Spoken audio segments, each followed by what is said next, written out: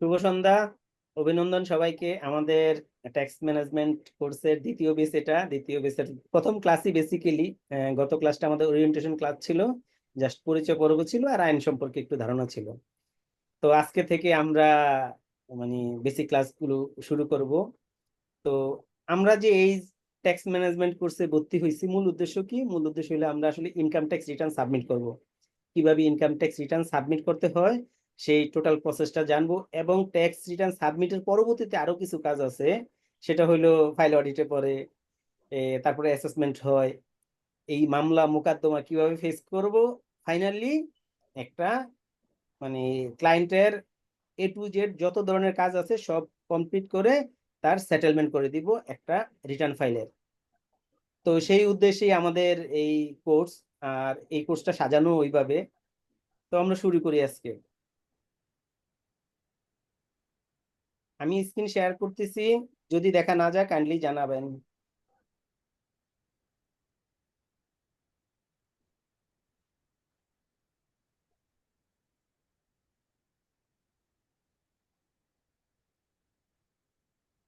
আশা করতেছি দেখা যাচ্ছে। জি দাদা, দেখা হ্যাঁ, যাচ্ছে। দেখা যায়, দেখা যায়।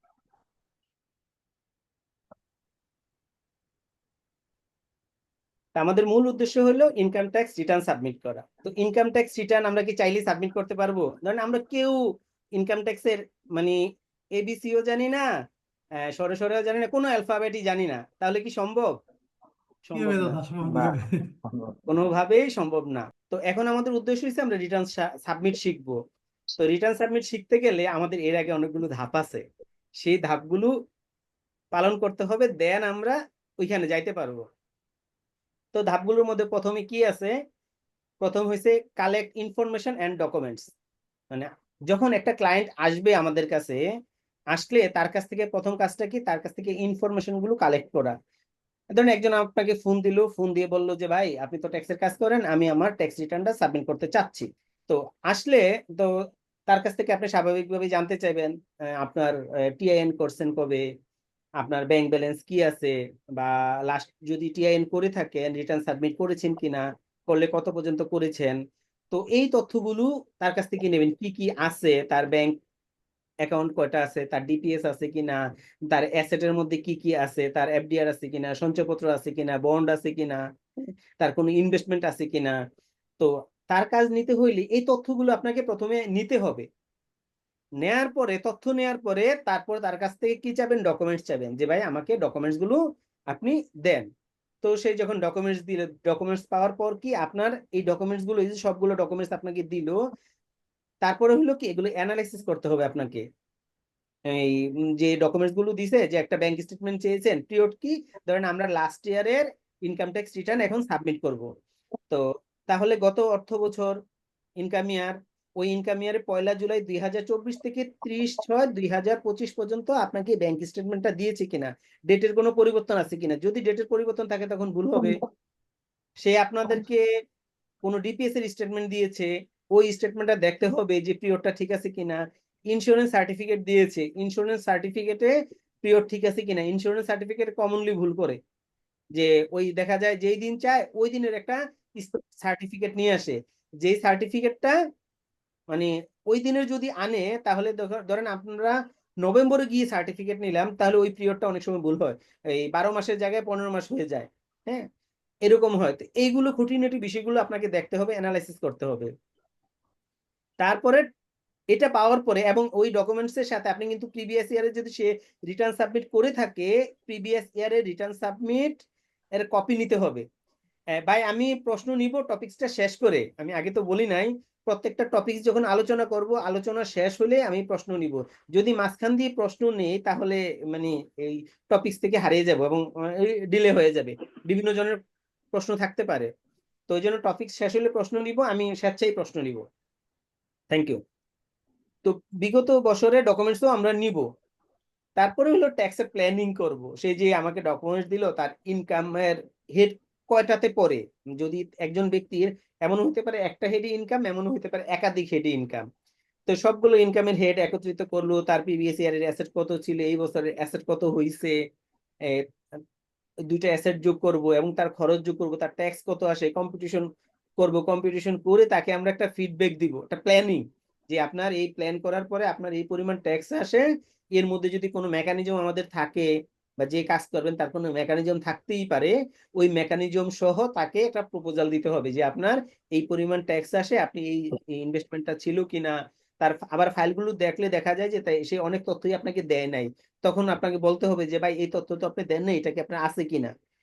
তো এই সব মিলে তার সাথে একটা প্ল্যানিং হয়ে গেল, অবশ্যই ক্লায়েন্টের সাথে শেয়ার করতে হবে। এখানে একটা বিষয় বলে রাখি, যে অনেকেই কাজ করে, এরকম কাজ করে ওই অন্ধভাবে কাজ করে। তো কিন্তু আমি যে কাজ করি বা আমার ক্লায়েন্টদের নিয়ে আমি যে কাজ করি, আমি যাদেরকে শিখাই, এই অন্ধভাবে আমি কোনো কাজ করি না। একটা ফাইল সম্পর্কে সম্পূর্ণ তথ্যাদি মানে এই ট্যাক্স পেয়ার জানবে। সে যদি না জানে তাহলে এর লায়াবিলিটি কিন্তু আপনিও সমানভাবে বহন করবেন। সে যদি কোনো ঝুঁকিতে পড়ে আপনিও সেই ঝুঁকিতে পড়বেন।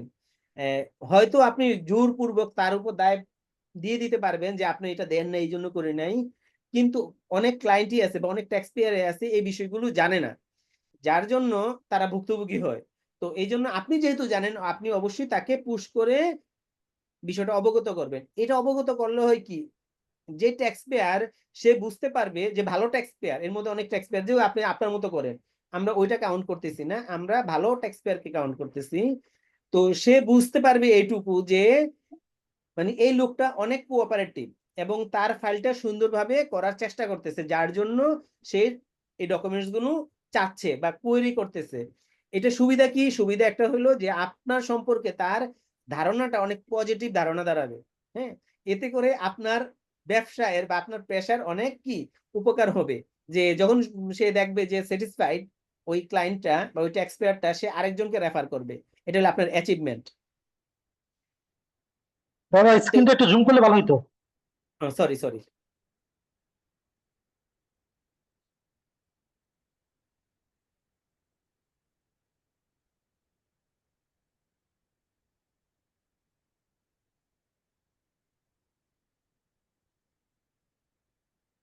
এখন কি একটু বড় হয়েছে আগের তুলনায়? জি দাদা, ঠিক আছে এখন।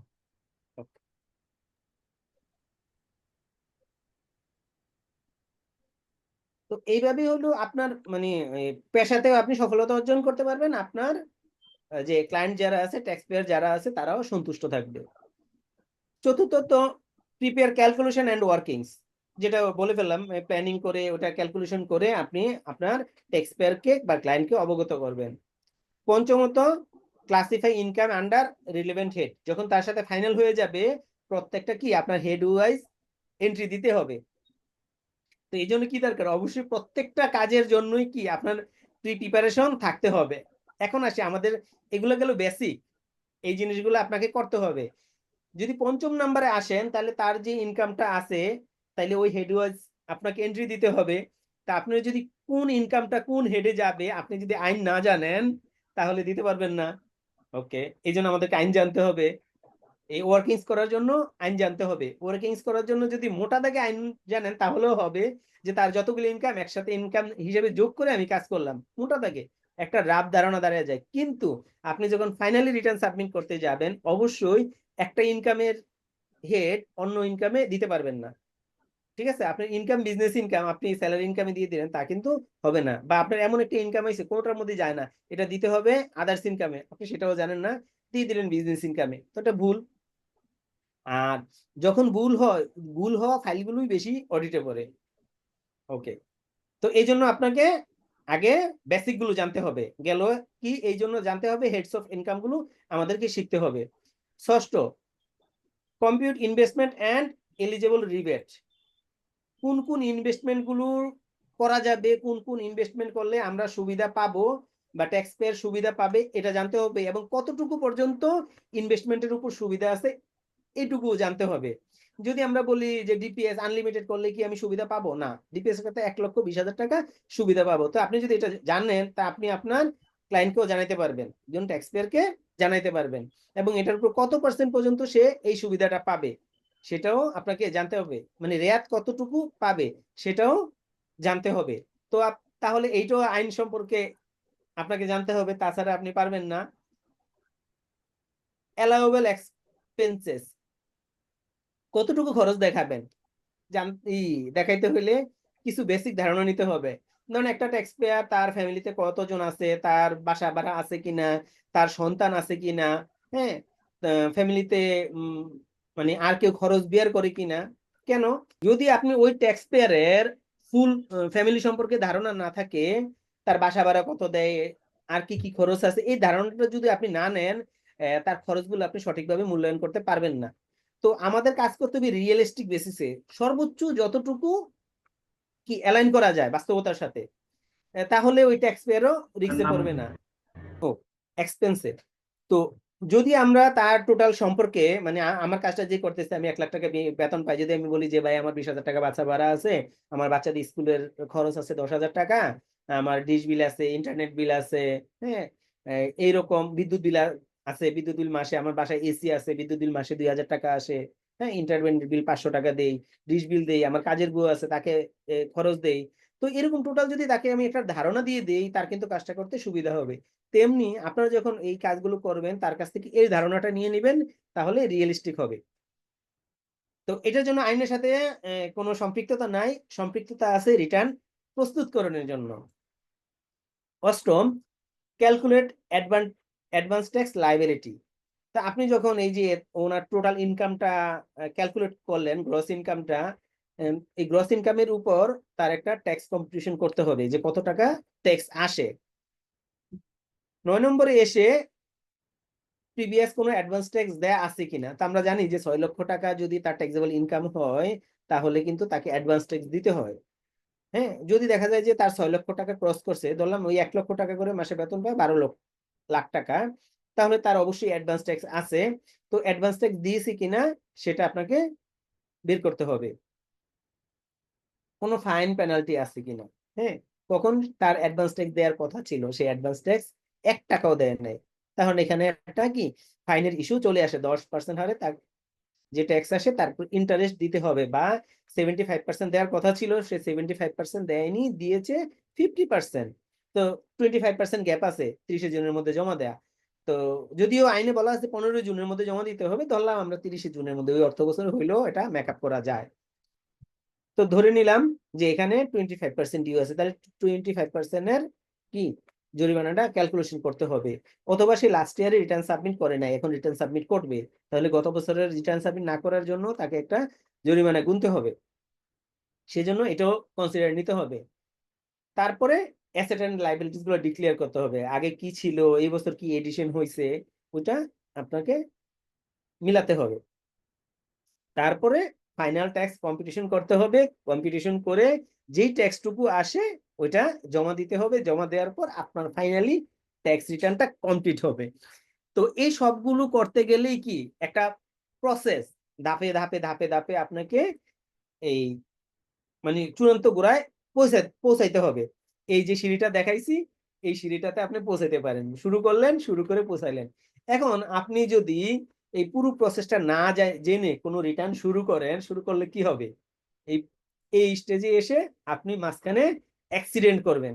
অ্যাক্সিডেন্ট দুইভাবে হইতে পারে, আপনার ট্যাক্স পেয়ারও অ্যাক্সিডেন্ট করবে, আপনিও অ্যাক্সিডেন্ট করবেন। আপনি যখন কাজ করে জমা দিবেন, যদি সে ভালোভাবে কাজ করে না, সে অডিটে বললো, কেন, মানে হয়তো উনার হিডেন তথ্য না, কাজের ভুলের জন্য এটা কি হলো, ফাইল অডিটে পড়লো। আপনি তো এই কাজ করা যাবে না, অবশ্যই কি আইনটা ভালোভাবে আয়ত্ত করা লাগবে, তখন আপনি কোথাও অ্যাক্সিডেন্ট করবেন না। প্ল্যান গুলো ভালো করে বোঝা লাগবে।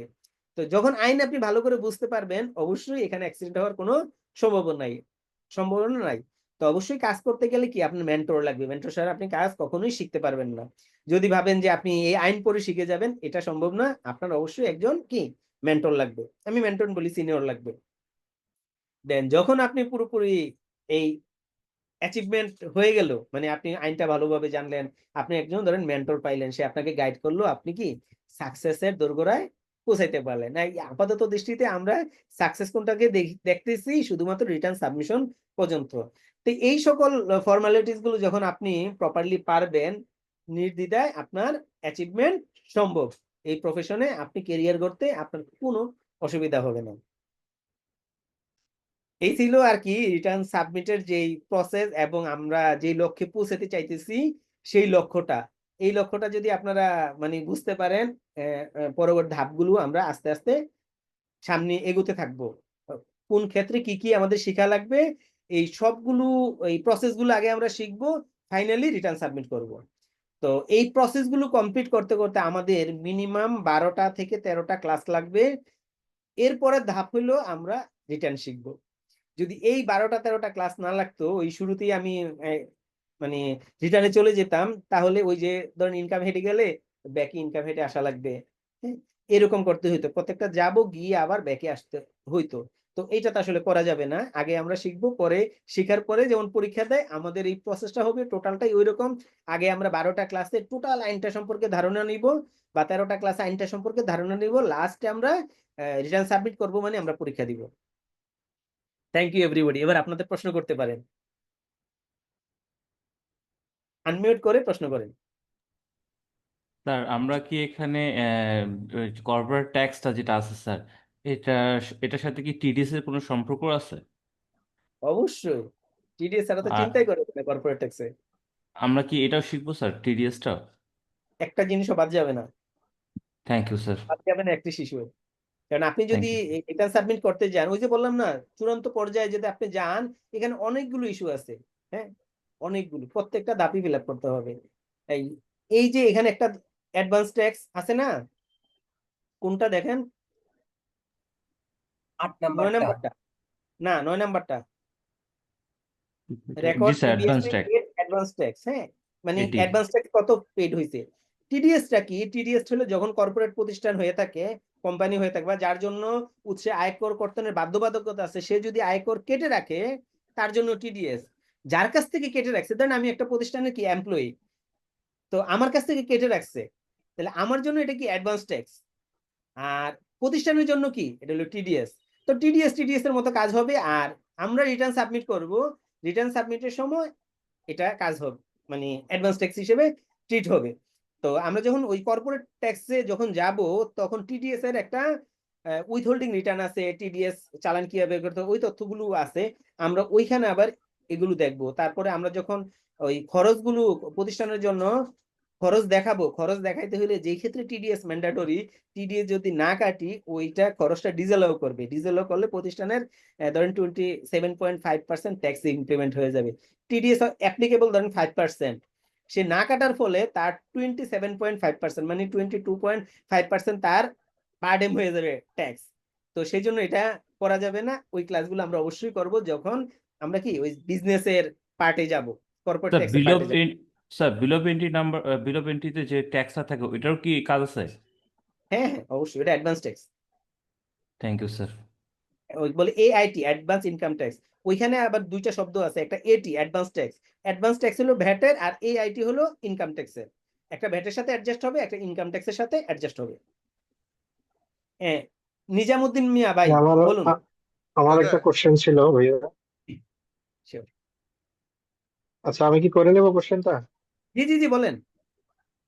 আমার কোশ্চেনটা হচ্ছে যে জুন মাসের যেই স্যালারি টিডিএসটা, হ্যাঁ, কোন প্রতিষ্ঠান যদি না কাটতে পারে, তাহলে এটা জুলাই মাসে এসে কাটলে সেটা কি যে ট্যাক্স পেয়ার, সে কি ওটা ইয়ে করতে পারবে কিনা, রিটার্নে ধরাতে পারবে কিনা? হ্যাঁ জুন মাসের 30 তারিখের মধ্যে কাটতে পারলো না, কিন্তু জুলাই মাসে যে কোনো সময় পরবর্তীতে কোম্পানি টিডিএস জমা দিল, ট্যাক্স পেয়ার এটা ধরাতে পারবে কিনা রিটার্ন?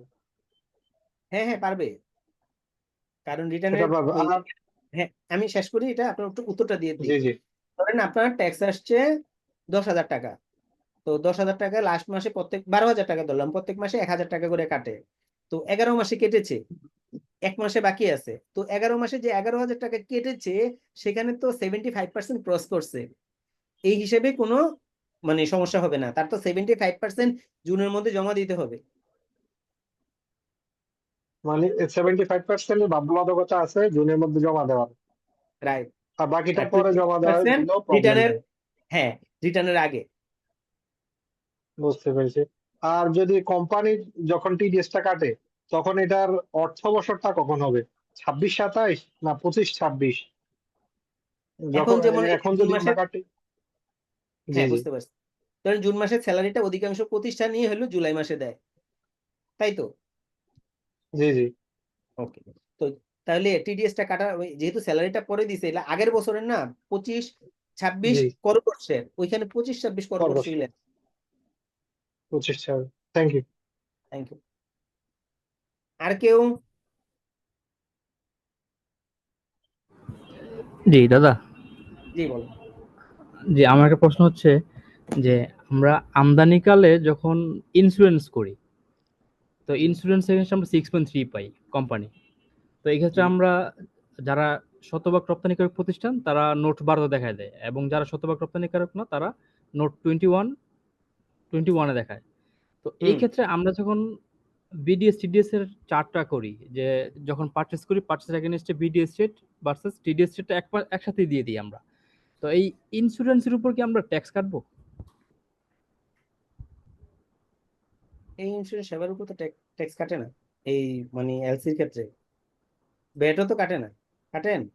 না, ব্যাট কাটে না, ব্যাট ইয়েতে নেয় না, এই দুইটার একটা তারা কাটে নেয় না। না, একদম বিদেশ না না না, দেখে নেয় না। কাটে না, এই সার্ভিসটার উপর ভ্যাট ট্যাক্স কাটে না। ঠিক আছে। আরেকটা যেটা হচ্ছে কনভেন্স, যেটা আমরা দেখাই ব্যাট রিটার্নে, ওই ক্ষেত্রে কনভেন্সে ব্যাট এক্সাম্পটেড ফার্স্ট শিডিউলে, ট্যাক্সের ইস্যুটা কি হবে? কোনটা?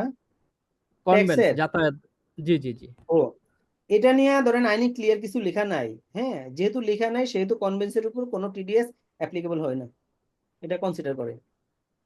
আচ্ছা, টিডিএস এসআরও যেটা প্রকাশ করে, তো এর বাইরে যদি আমরা ট্যাক্স ভাই না কাটি। ভাই আমাদের এই মানে যে টপিকস নিয়ে প্রশ্ন করেন, আমাদের এগুলোর হিউজ টাইম রয়ে গেছে, এগুলো নিয়ে ক্লাস আমাদের হবে, তখন না, রিলেটেড দাদা কোশ্চেন করেন। বুঝতে যায়, এটা ঠিক তো আছে। দাদা ঘুরপাক খাচ্ছে, যার দরুন প্রকাশ করে ফেলছি আর কি। হ্যাঁ, ঠিক আছে। হ্যাঁ, জি, থ্যাংক ওকে, ইউ। মানে অনেক ক্লাস হবে তো, 20টা ক্লাস। আর এগুলোর প্রত্যেকটা টপিকস নিয়ে আমাদের সেশন আসবে।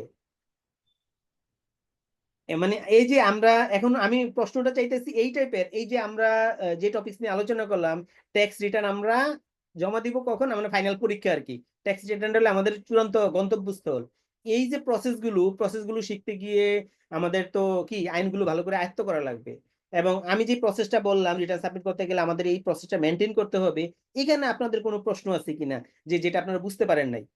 এই টাইপে থাকলে বলেন, নাহলে আমরা প্রসিড করি।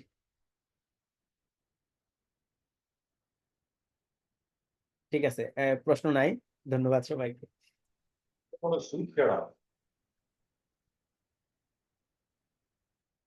জাকির হোসেন ভাই, আচ্ছা সরি। স্যার, এখানে যে প্রিভিয়াস অ্যাডভান্স ট্যাক্স যেটা, এটা আর হচ্ছে কি প্রিভিয়াস ইয়ারের যে ট্যাক্স পেমেন্ট, এটা কি একই অর্থ বোঝাচ্ছে? এটাই একটা মানে ট্যাক্স দেওয়ার নিয়ম হচ্ছে, আপনার এই বছরে ধরেন গত বছরটা চলে গেল, জুলাই টু জুন, এই সময়ের মধ্যে আপনার যদি 6 লাখ টাকা ইনকাম ক্রস করে, আপনার যে ট্যাক্সটা আসবে তার 75% দিয়ে দিতে হবে। 75% জমা থাকতে হবে। ওইটা কি বলে, যখন আমি এই বছর এসে রিটার্নটা সাবমিট করবো, তার তো করতে গেলে তার দেখবো না তার আগে 75% টাকা জমা আছে কিনা, তার ট্যাক্স আসছে 10,000 টাকা, তাহলে তাকে জমা দিতে হবে 7,500 টাকা। এটাই বুঝাইছে, 7,500 টাকা জমা আছে কিনা সেই চালানগুলো তাকে দিতে হবে। ক্লিয়ার জি আনসার? ভাই আমার ধন্যবাদ। প্রশ্ন ছিল জি ধন্যবাদ। জি জি। যে হচ্ছে ধরেন নতুন করদাতা, হ্যাঁ, তার ইনকাম হচ্ছে 25-26 সে রিটার্ন দিবে, তার ইনকাম 6 লাখ টাকার উপরে। তখন সে 173-এ ট্যাক্সটা দিয়ে দিছে, যা ট্যাক্স আসে নতুন রিটার্ন, ফার্স্ট রিটার্ন 26-27 থেকে সে যে রিটার্নটা দিবে, ওই 26-27 রিটার্নের আগে তো তার অ্যাডভান্স ট্যাক্স 75% দিতে হবে, যেহেতু 25-26-এ তার ইনকামটা 6 লাখ টাকার উপরে দেখাইছে। ফার্স্ট রিটার্ন যেহেতু, তখন তো তার আর এই অ্যাডভান্স ট্যাক্সের কোনো প্রশ্ন আসে না। হুম, আপনার প্রশ্নটা কি তাহলে? আমি প্রশ্নটা ক্লিয়ার হয়নি, মানে পরে ধরেন আসছে না। 6 লাখ টাকার ইনকাম থাকলে তো 75% আমাকে অ্যাডভান্স ট্যাক্স দিতে হবে, রাইট। কিন্তু আমি হচ্ছে এই বছর ফার্স্ট রিটার্ন দিব, এখন আমার ইনকাম 6 লাখ টাকার উপরে, তাহলে তো আমার অ্যাডভান্স ট্যাক্সের কোনো প্রশ্ন আসে না, আমি না 173 না, তে আমি আছে আছে, ইয়াতে দিয়ে দিব। একটু বলি আপনাকে।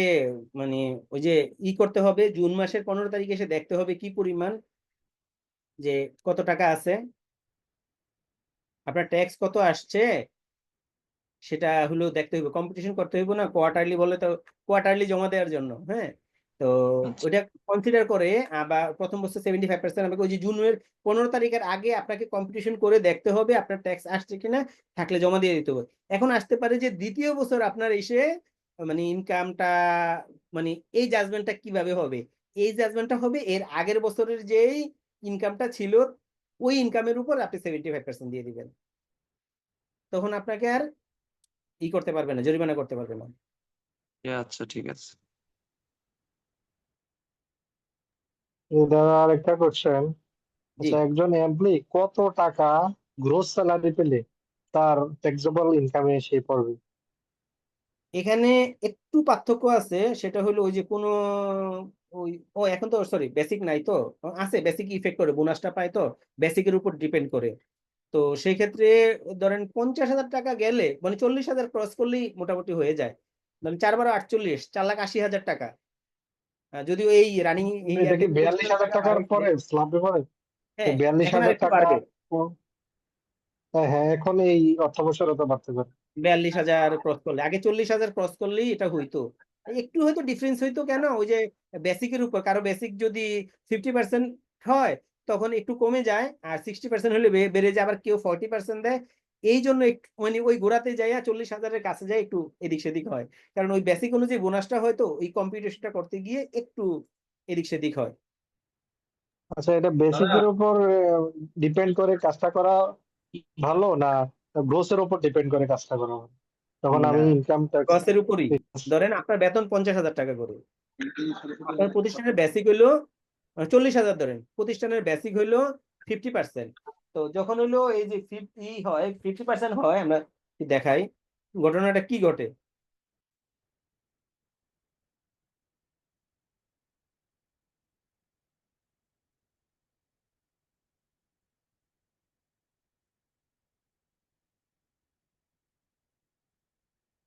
চল্লিশ হাজার দাদা 12 আমার মাস আমার মনে হয় এটা আপনি যখন যেটার মধ্যে আসবেন ওইটার মধ্যে গিয়ে ওগুলা দিলে মনে হয় ভালো হয়। আপনার স্যালারির বিষয়টা তো এর মধ্যে আসবে। জি আসবে আসবে। মানে আচ্ছা আমরা এটাই শেষ করি। কষ্ট করে অযথা সময়টা নষ্ট না করে মনে হয় যে আপনি এর মধ্যে ঢুকলে ভালো হয়। ঠিক আছে, ঠিক আছে, থ্যাংক ইউ, আমিও এটা চাইছি।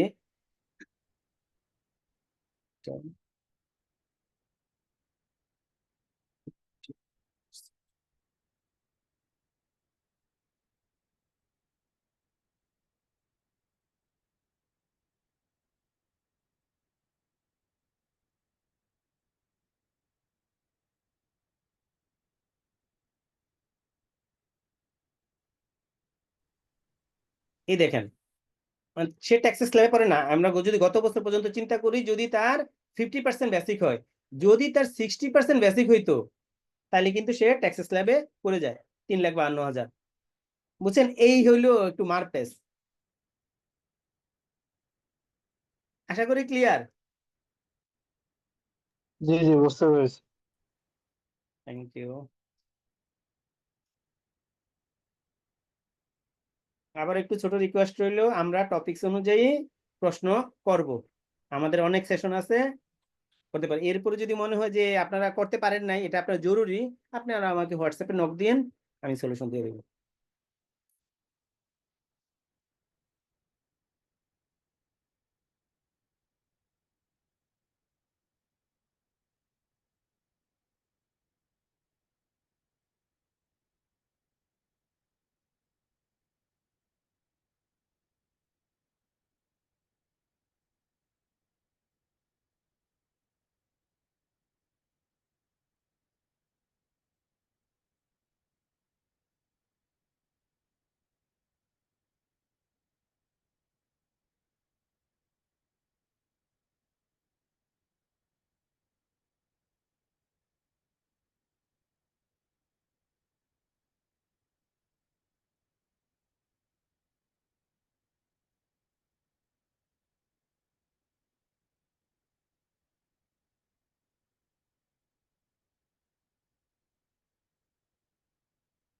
আজকের আমাদের মূল টপিকস হইলো কর নির্ধারণের মৌলিক ধারণা এবং বাংলাদেশের আয়কর সম্পর্কে পরিচিতি। মানে আমাদের এই ইনকাম ট্যাক্সে কোন কোন বিষয়গুলো আছে এবং এগুলো কিভাবে আসলে কাজ করে, একটা টোটাল বিষয়টার একটা সামারি। মানে এগুলো জানলে আমরা ধাপে ধাপে সবগুলো শিখতে পারবো। তো কি কি আছে এখানে একটা সামারি দেয়া আছে, আপনারা দেখে নিয়েন। ভূমিকা। কর হলো রাষ্ট্রীয় আয় আদায়ের একটি প্রধান মাধ্যম। রাষ্ট্র নাগরিকদের নিরাপত্তা, অবকাঠামো, স্বাস্থ্য, শিক্ষা ইত্যাদি খাতে ব্যয় করে এবং এইসব খাতে ব্যয়ের অর্থ যোগায় মূলত এই ইনকাম ট্যাক্স থেকেই। এই রেভিনিউ অর্জনের মাধ্যমেই গভর্নমেন্ট টিকে থাকে। গভর্নমেন্ট তো একটা ফ্যামিলি, আমাদের পরিবার যেমন একটা ছোট ফ্যামিলি, সরকারও একটা ফ্যামিলি, বড় ফ্যামিলি। এই সরকারের উপার্জন কোন খাত থেকে আসে? ট্যাক্স থেকে আসে। সে ট্যাক্সের মধ্যে আবার ভাগ আছে, একটা ডিরেক্ট ট্যাক্স, একটা ইনডিরেক্ট ট্যাক্স। তো এই যে আমরা যে ইনকাম ট্যাক্স যেটা নিয়ে কাজ করতেছি, এটা হলো ডিরেক্ট ট্যাক্স। এটা ডিরেক্ট ট্যাক্স কেন? এইটা হলো মানে একজন ট্যাক্স পেয়ার তার নিজের নামে নিজে জমা দেয়। আর ইনডিরেক্ট ট্যাক্স কোনটা? যেটা একটু ঘুরিয়ে নেয়, যেমন ভ্যাট আমরা নিজে কখনো জমা দিই না। আমরা একটা কি এই মোবাইলই কিনলাম, মোবাইলের উপর 5%, 7.5% এখন ভ্যাট আছে। তো এটা কি আমরা দোকানদারকে দিই, সরকারি কোষাগারে কখনো জমা দিই না। তো ঘুরিয়ে নেয়। তো ওই ভ্যাটের একটা অনেক মেকানিজম আছে, তারপরে কাস্টমস ডিউটি আছে। তো এগুলো হলো ইনডিরেক্ট ট্যাক্স। তো এই সরকার ডিরেক্ট ট্যাক্স এবং ইনডিরেক্ট ট্যাক্স নিয়েই কি দেশ পরিচালনা করে। এই যত ধরনের সরকারি খাতের ব্যয় আছে, আমরা এই যে শিক্ষকদের যে বেতন দেই, শিক্ষা খাতে যে ব্যয়, চিকিৎসা খাতে যে ব্যয়, অবকাঠামো উন্নয়নের যে ব্যয়, এই সবগুলোই আসে নিরাপত্তা জনিত যে ব্যয়। এই যত ধরনের খরচ আছে সরকারের, সবগুলো খরচ এই ট্যাক্সেশন থেকে আসে, এসে এগুলো ব্যয় করে।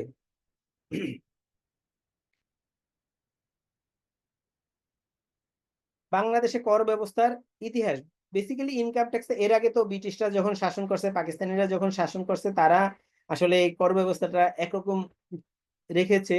এর মধ্যে শুরু হয় হলো 1860 সালে বাংলা এই কর ব্যবস্থাটা আমাদের এই ভারতীয় উপমহাদেশে, মানে বাংলাদেশের কথাই যদি বলি। দেন আস্তে আস্তে এটা ডেভেলপ হয়, যখন আমরা 71 সালে স্বাধীন করি, তারপরে তখনও ওই যে 1860 সালের যে কর ব্যবস্থা সেটাই প্রচলিত ছিল। তারপরে 1984 সালে ইনকাম ট্যাক্স অর্ডিন্যান্স জারি হয়। এই অর্ডিন্যান্স জারির মাধ্যমে হইলো আমাদের দেশের একটা কি স্বাধীন আয়কর ব্যবস্থায় চলে আসে। তো আমি গত ক্লাসে বলছিলাম যে অ্যাক্ট আর অর্ডিন্যান্সের মধ্যে পার্থক্যটা কি। অ্যাক্ট হইলো যখন সংসদ থেকে আইন পাশ হয়ে আসে সেটা, আর অর্ডিন্যান্স হইলো রাষ্ট্রপতির আদেশে ইমার্জেন্সি পিরিয়ডে যেটা করা হয়।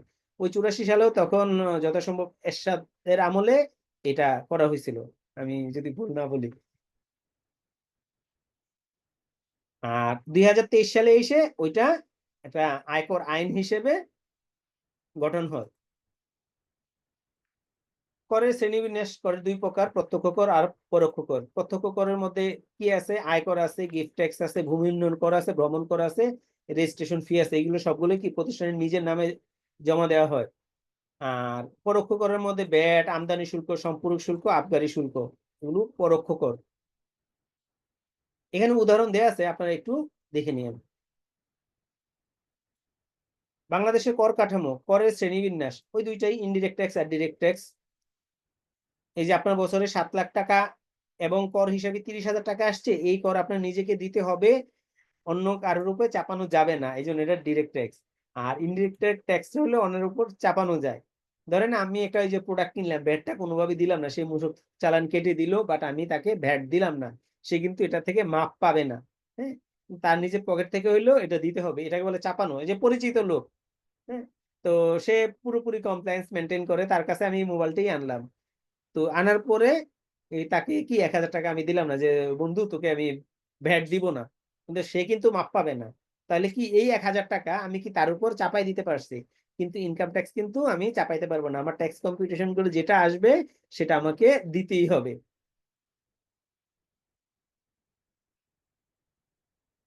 কর আদায়কারী সংস্থার ভিত্তিতে, তো এনবিআরই মানে কি মোর দেন কর, মানে পুরো করটা এনবিআরই আদায় করে। আর দেশের রাজস্বের কথা চিন্তা করলে প্রায় 90% কম বেশি হয় দেশের রাজস্ব এনবিআর আদায় করে। তো জাতীয় রাজস্ব বোর্ড এনবিআর আয়কর, ভ্যাট, কাস্টমস ডিউটি, সম্পূরক শুল্ক, গিফট ট্যাক্স, বৈদেশিক ভ্রমণ কর। তো আমরা আয়করও চিনি, ভ্যাটও চিনি, সম্পূরক শুল্ক অনেকে চিনার কথা। গিফট গিফট ট্যাক্স চিনি কিনা? গিফট ট্যাক্স মানে দান কর বলে।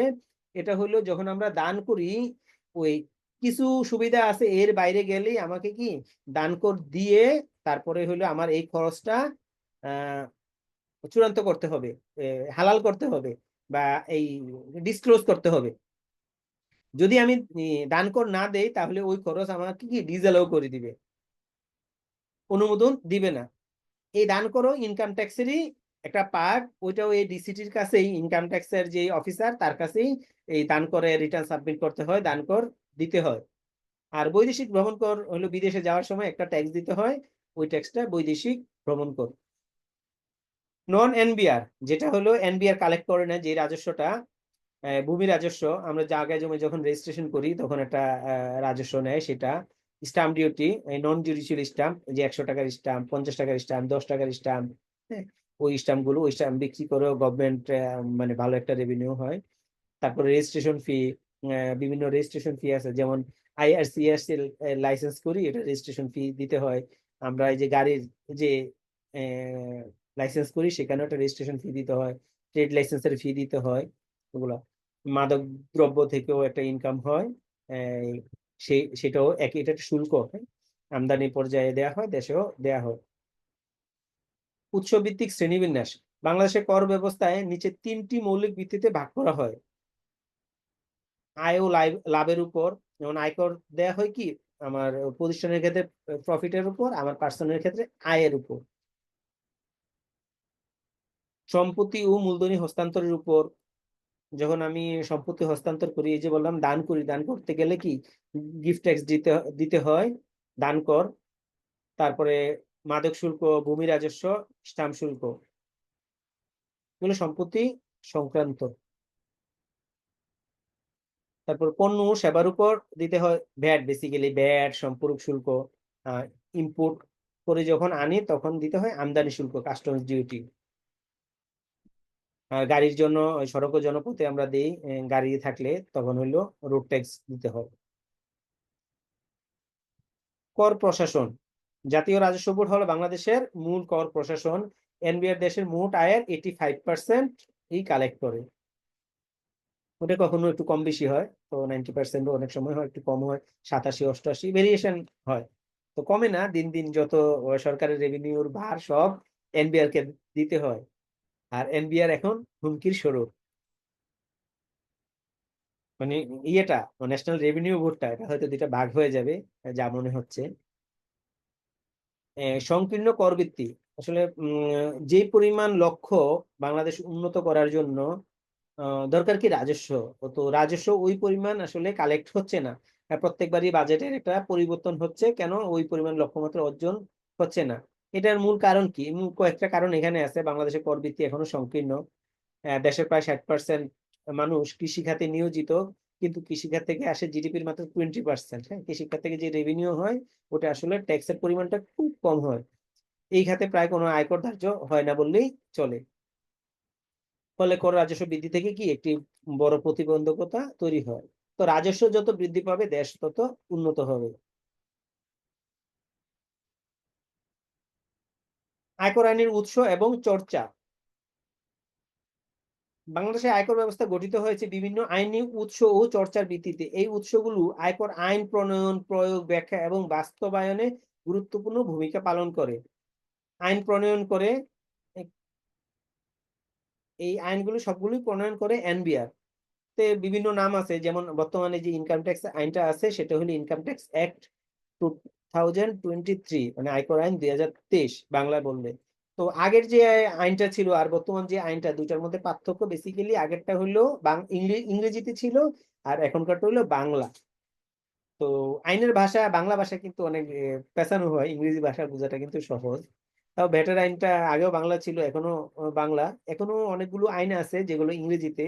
আর বাংলাদেশের আইন তো খুব বেশি হয় না, অধিকাংশ আইন এখনো ব্রিটিশরা এবং ভারতীয় উপমহাদেশ থাকতে যে আইনগুলো করা ছিল, ওই আইনগুলো এখনো বাংলাদেশে কার্যকর। এই আইন সম্পর্কে আপনারা যদি বিস্তারিত দেখতে চান, বিডি লস নামে একটা সাইট আছে। এই বাংলাদেশের যতগুলো আইন কি কার্যকর আছে ওই সাইট থেকে আপনারা দেখে নিতে পারবেন। ফিন্যান্স অ্যাক্ট, এটা এনবিআর থেকে হয়। তারপরে ডাবল ট্যাক্সেশন অ্যাভয়েডেন্স, আর আইনের মাঝামাঝি সময়ে যদি কোনো পরিবর্তন দরকার হয় সেটা হলে এসআর এর মাধ্যমে পরিবর্তনগুলো নিয়ে আসে।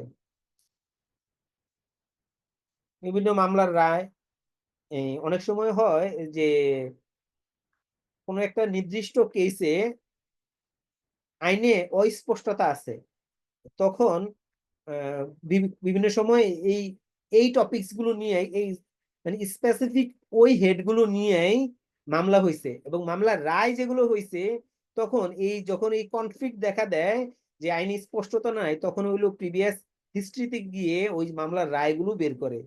ওই রায় যেই পথে গেছে এই কনফ্লিক্ট জিনিসগুলো ওই রায়ের সাথে সামঞ্জস্য করে সমাধান করা হয়। জাতীয় রাজস্ব বোর্ডের প্রকাশনা, এই যত ধরনের এসআরও প্রজ্ঞাপন এগুলো জারি হয়, আইন জারি হয়, এগুলো কি এই জাতীয় রাজস্ব বোর্ডের প্রকাশনার মাধ্যমে হলো প্রচারণা হয়।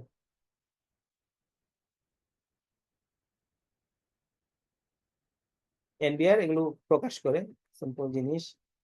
বাংলাদেশের আয়কর আইন ও এর পরিধি, বর্তমানে যে বাংলাদেশের আইনটা চলতেছে সেটা আয়কর আইন 2023, অলরেডি বলেছি। এই আইনে 25টা অংশ আছে, 345টা ধারা আছে, 8টা তফসিল আছে।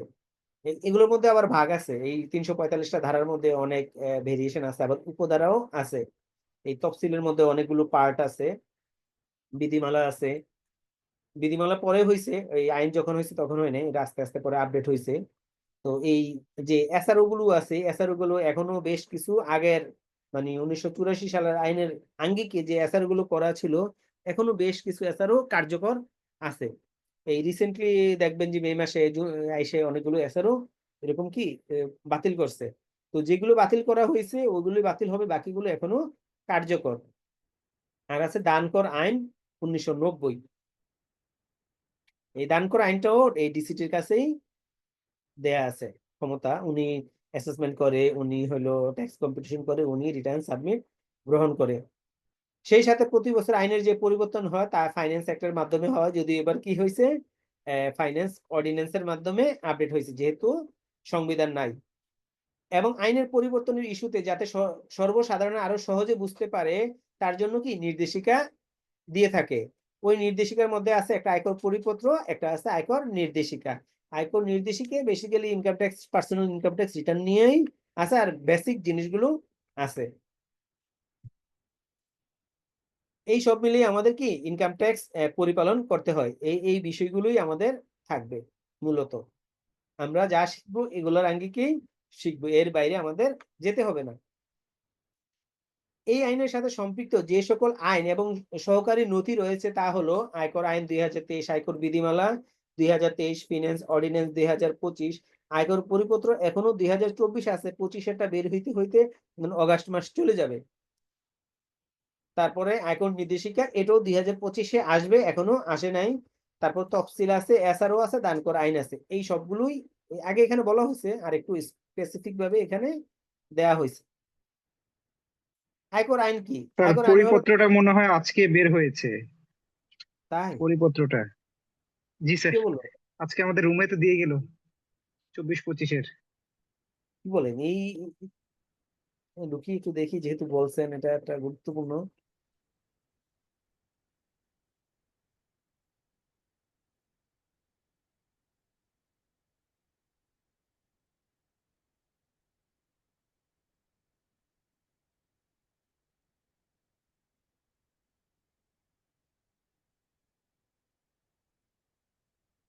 এখানে তো 24-25-এ আছে।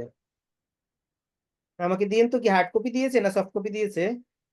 Hard copy sir, hard copy. পরিপত্র? কোন ইয়ারের আমি ভাই, কোন জি, ম্যানেজমেন্ট ইয়ার? না, আমি 24 কনফিউজ। অর্থ বছর 24-25। অর্থ বছর বলেন, ম্যানেজমেন্ট ইয়ার বলেন। না, অ্যাসেসমেন্ট এখন ইয়ার তো যেটা 25-26 দিবে, পরে থাকে। এখন যে এটা দিবে এটা তো 25-26 দিবে, 24-25 তো আছেই। 25-26 ও আচ্ছা 24 আচ্ছা, 25 তো এগুলো আমাদের কাছে জি আছে। জি জি না, এত তাড়াতাড়ি হয় না। হ্যাঁ, জি জি। ঠিক আছে। আজকে লিটনের সামনে দিয়ে আইলাম, লিটন কিছু বললো না, আপনি না না না, এত তাড়াতাড়ি 2 দিনে এই পরিপত্র নেই, এটা তো অনেক কাজ আছে। মানে 26 তারিখ তো ধরেন সংশোধিত অধ্যাদেশ হইলো, তো যদি সংশোধিত অধ্যাদেশ আপনি ধরেন 26 তারিখ থেকে, তাহলে 27, 28, 29, 30, এর মধ্যে এনবিআর কতদিন বন্ধ ছিল? এনবিআর কার্যক্রম শুরু করছে গতকালকে থেকে, গত পরশুদিন থেকে। তো এটা আসলে সম্ভব না, এই 2 দিনে পরিপত্র করা সম্ভব না। ওকে, আমরা যেখানে ছিলাম,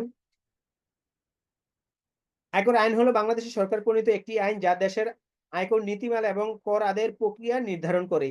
এই আইনের মাধ্যমে ব্যক্তি, কোম্পানি এবং অন্যান্য সত্তাগুলোর আয় থেকে কর আদায়ের নিয়মকানুন এবং কর ফাঁকি রোধের ব্যবস্থা করা হয়েছে। এই আইনের আয়কর সম্পর্কিত বিভিন্ন বিধি বিধান, কর হার ছাড় এবং করদাতার কর প্রদানের নিয়মাবলী বিস্তারিত বর্ণিত আছে।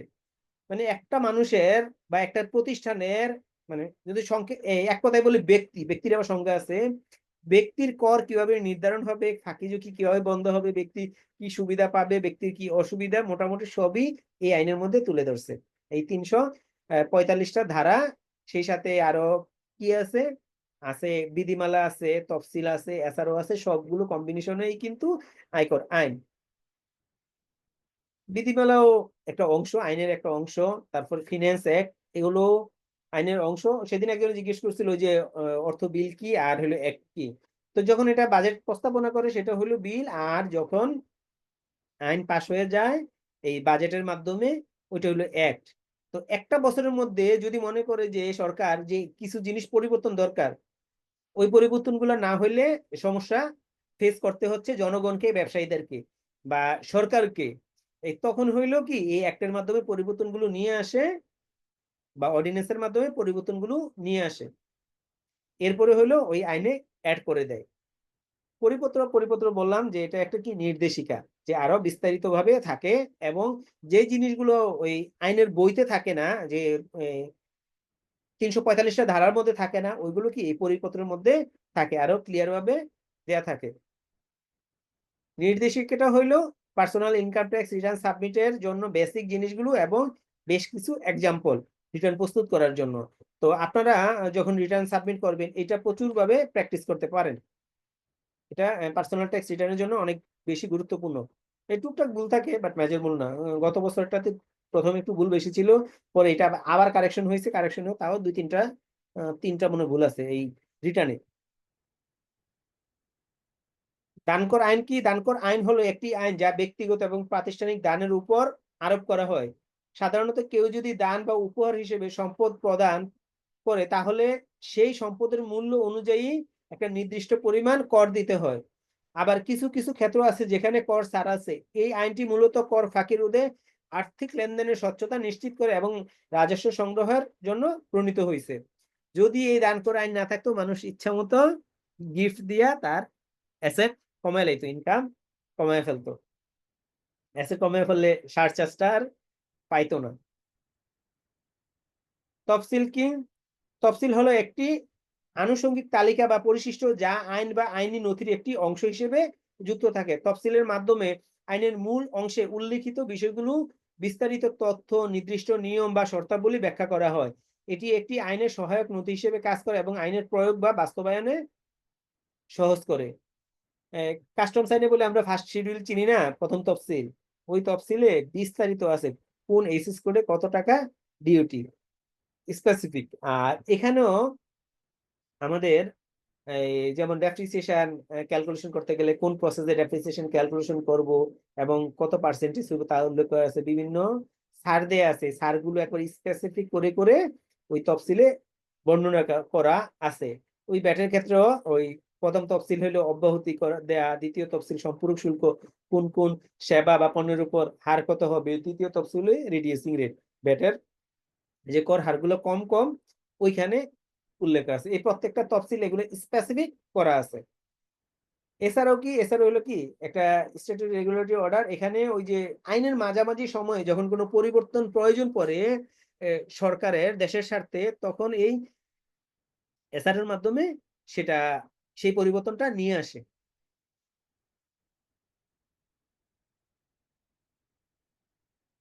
আয়কর আইনের কাঠামো, এই কাঠামোটা হলো এই যে 345টা যে ধারা, যে 25টা অংশ, এখানে এটার সামারিটা করা আছে। হ্যাঁ, এই কোন চ্যাপ্টারের নাম কি, এখানে কোন কোন সেকশন আছে, এটা এখানে দেয়া আছে। মোটা দাগে একটু দেখে নিন। যদি ওই যে সংক্ষেপে আপনি তখন আইনগুলো মনে রাখবেন কিভাবে কোন জিনিসটা কোথায় আছে, তখন এগুলো ওই যে এক নজর দেখলে আশা করি মনে করতে পারবেন। চ্যাপ্টার সম্পর্কে ধারণা থাকলে সহজে সেকশন গুলো বলতে পারবেন। এই যে যেমন রিটার্ন, বিবরণী ও নথিপত্র, এই যে রিটার্ন সাবমিট করতে হবে, হ্যাঁ, এই বিষয়গুলো কোথায় আছে? 165 থেকে 179-তে আছে। তো এইভাবে ন্যূনতম কর 163, 64 দুইটা।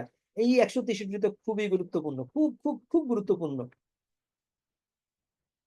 তো এই যে রিটার্ন সাবমিট দিতে হবে কোথা থেকে 165 থেকে 179 মধ্যে ব্যাখ্যা করা আছে। তো এগুলো একটা চ্যাপ্টার সম্পর্কে আপনার ধারণা। তারপরে হলো তফসিল। মোট আমরা জানি যে 8টি তফসিল আছে। প্রথম তফসিলে কি আছে? প্রথম তফসিলে 3টা পার্ট ছিল এই 30শে জুন পর্যন্ত। এই 1লা জুলাই থেকে একটা পার্ট বাতিল করে দিছে। মানে একটা সুবিধা ছিল হোয়াইট মানি করা, এটা বাতিল করে দিছে। হ্যাঁ, তো এখন তাহলে ইয়েসের প্রথম তফসিলের পার্ট কয়টা? প্রথম তফসিলের পার্ট 2টা, একটা বাতিল।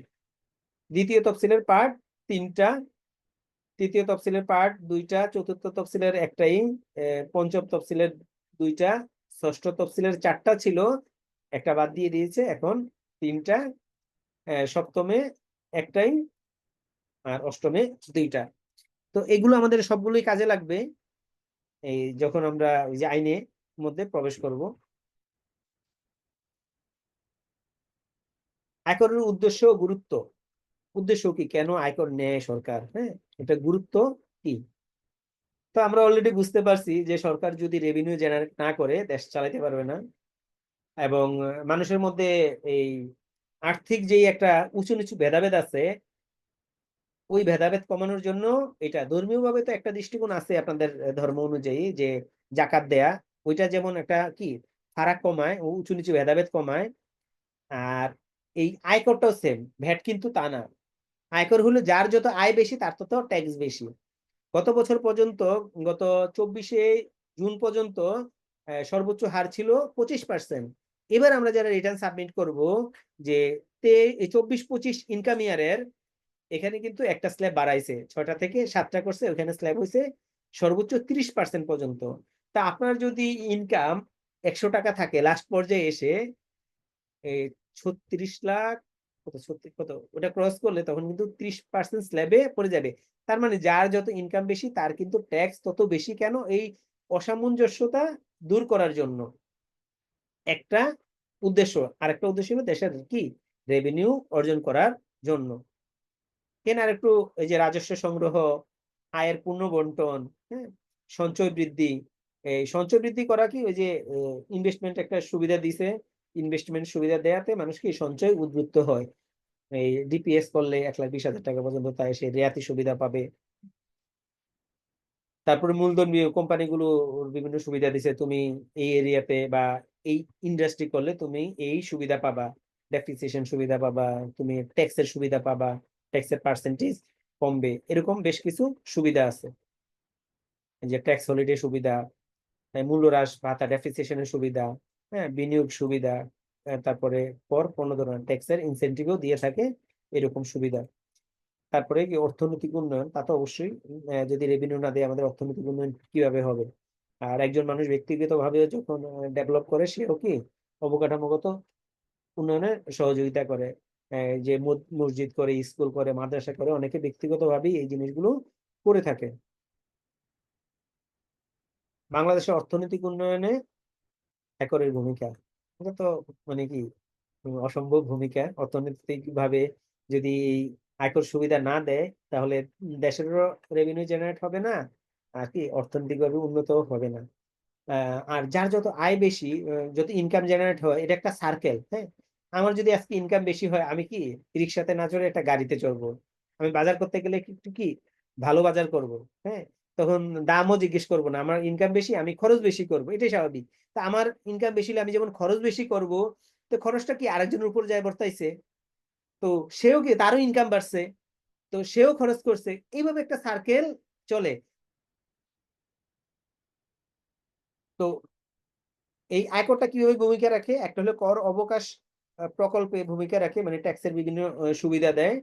তারপরে হইলো অবচয়ের ক্ষেত্রে সুবিধা দেয়, এই যে অবচয় বিভিন্ন বছরে আপনি বিভিন্ন রকম নিতে পারবেন। আমরা তো জানি যে কমরাস সমান জেরে অ্যাকাউন্টস গুলো কি অবচয় নির্ধারণ করে, কিন্তু কিছু শর্ত আছে যে ক্ষেত্রে আপনি প্রথম বছর চাইলে 50% অবচয় দেখাইতে পারবেন, তারপরে 30%, তারপরে 20%, 3 বছরে আপনি টোটাল অ্যাসেটটা কি ক্লোজ করে ফেলতে পারবেন। খরচ দেখে, খরচ দেখানো মানে ইনকাম কমে যাওয়া, ইনকাম কমে যাওয়া মানে ট্যাক্স কমে যাওয়া। ক্ষুদ্র ও কুটির শিল্পের জন্য প্রণোদনা দেয়, সঞ্চয় বৃদ্ধির জন্য প্রণোদনা দেয়, এই যে ইনভেস্টমেন্ট করলে যে সুবিধাটা পায়। এই সমস্ত বিভিন্ন ক্ষেত্রে কি এই আয়কর একটা বেশ গুরুত্বপূর্ণ অবদান রাখে। আয় কি? আমরা বিভিন্নভাবে আয় করতে পারি। যতভাবেই আয় করি কিনা কেন সবগুলো ওই আয়ের সংজ্ঞার মধ্যেই পড়ে। এই সংজ্ঞার মধ্যে পড়ে এটা আয় নির্ধারণ হয় এবং এই আয়ের উপর আমাদের ট্যাক্স ইমপ্লিমেন্ট হয়। কিছু ব্যতিক্রম আছে।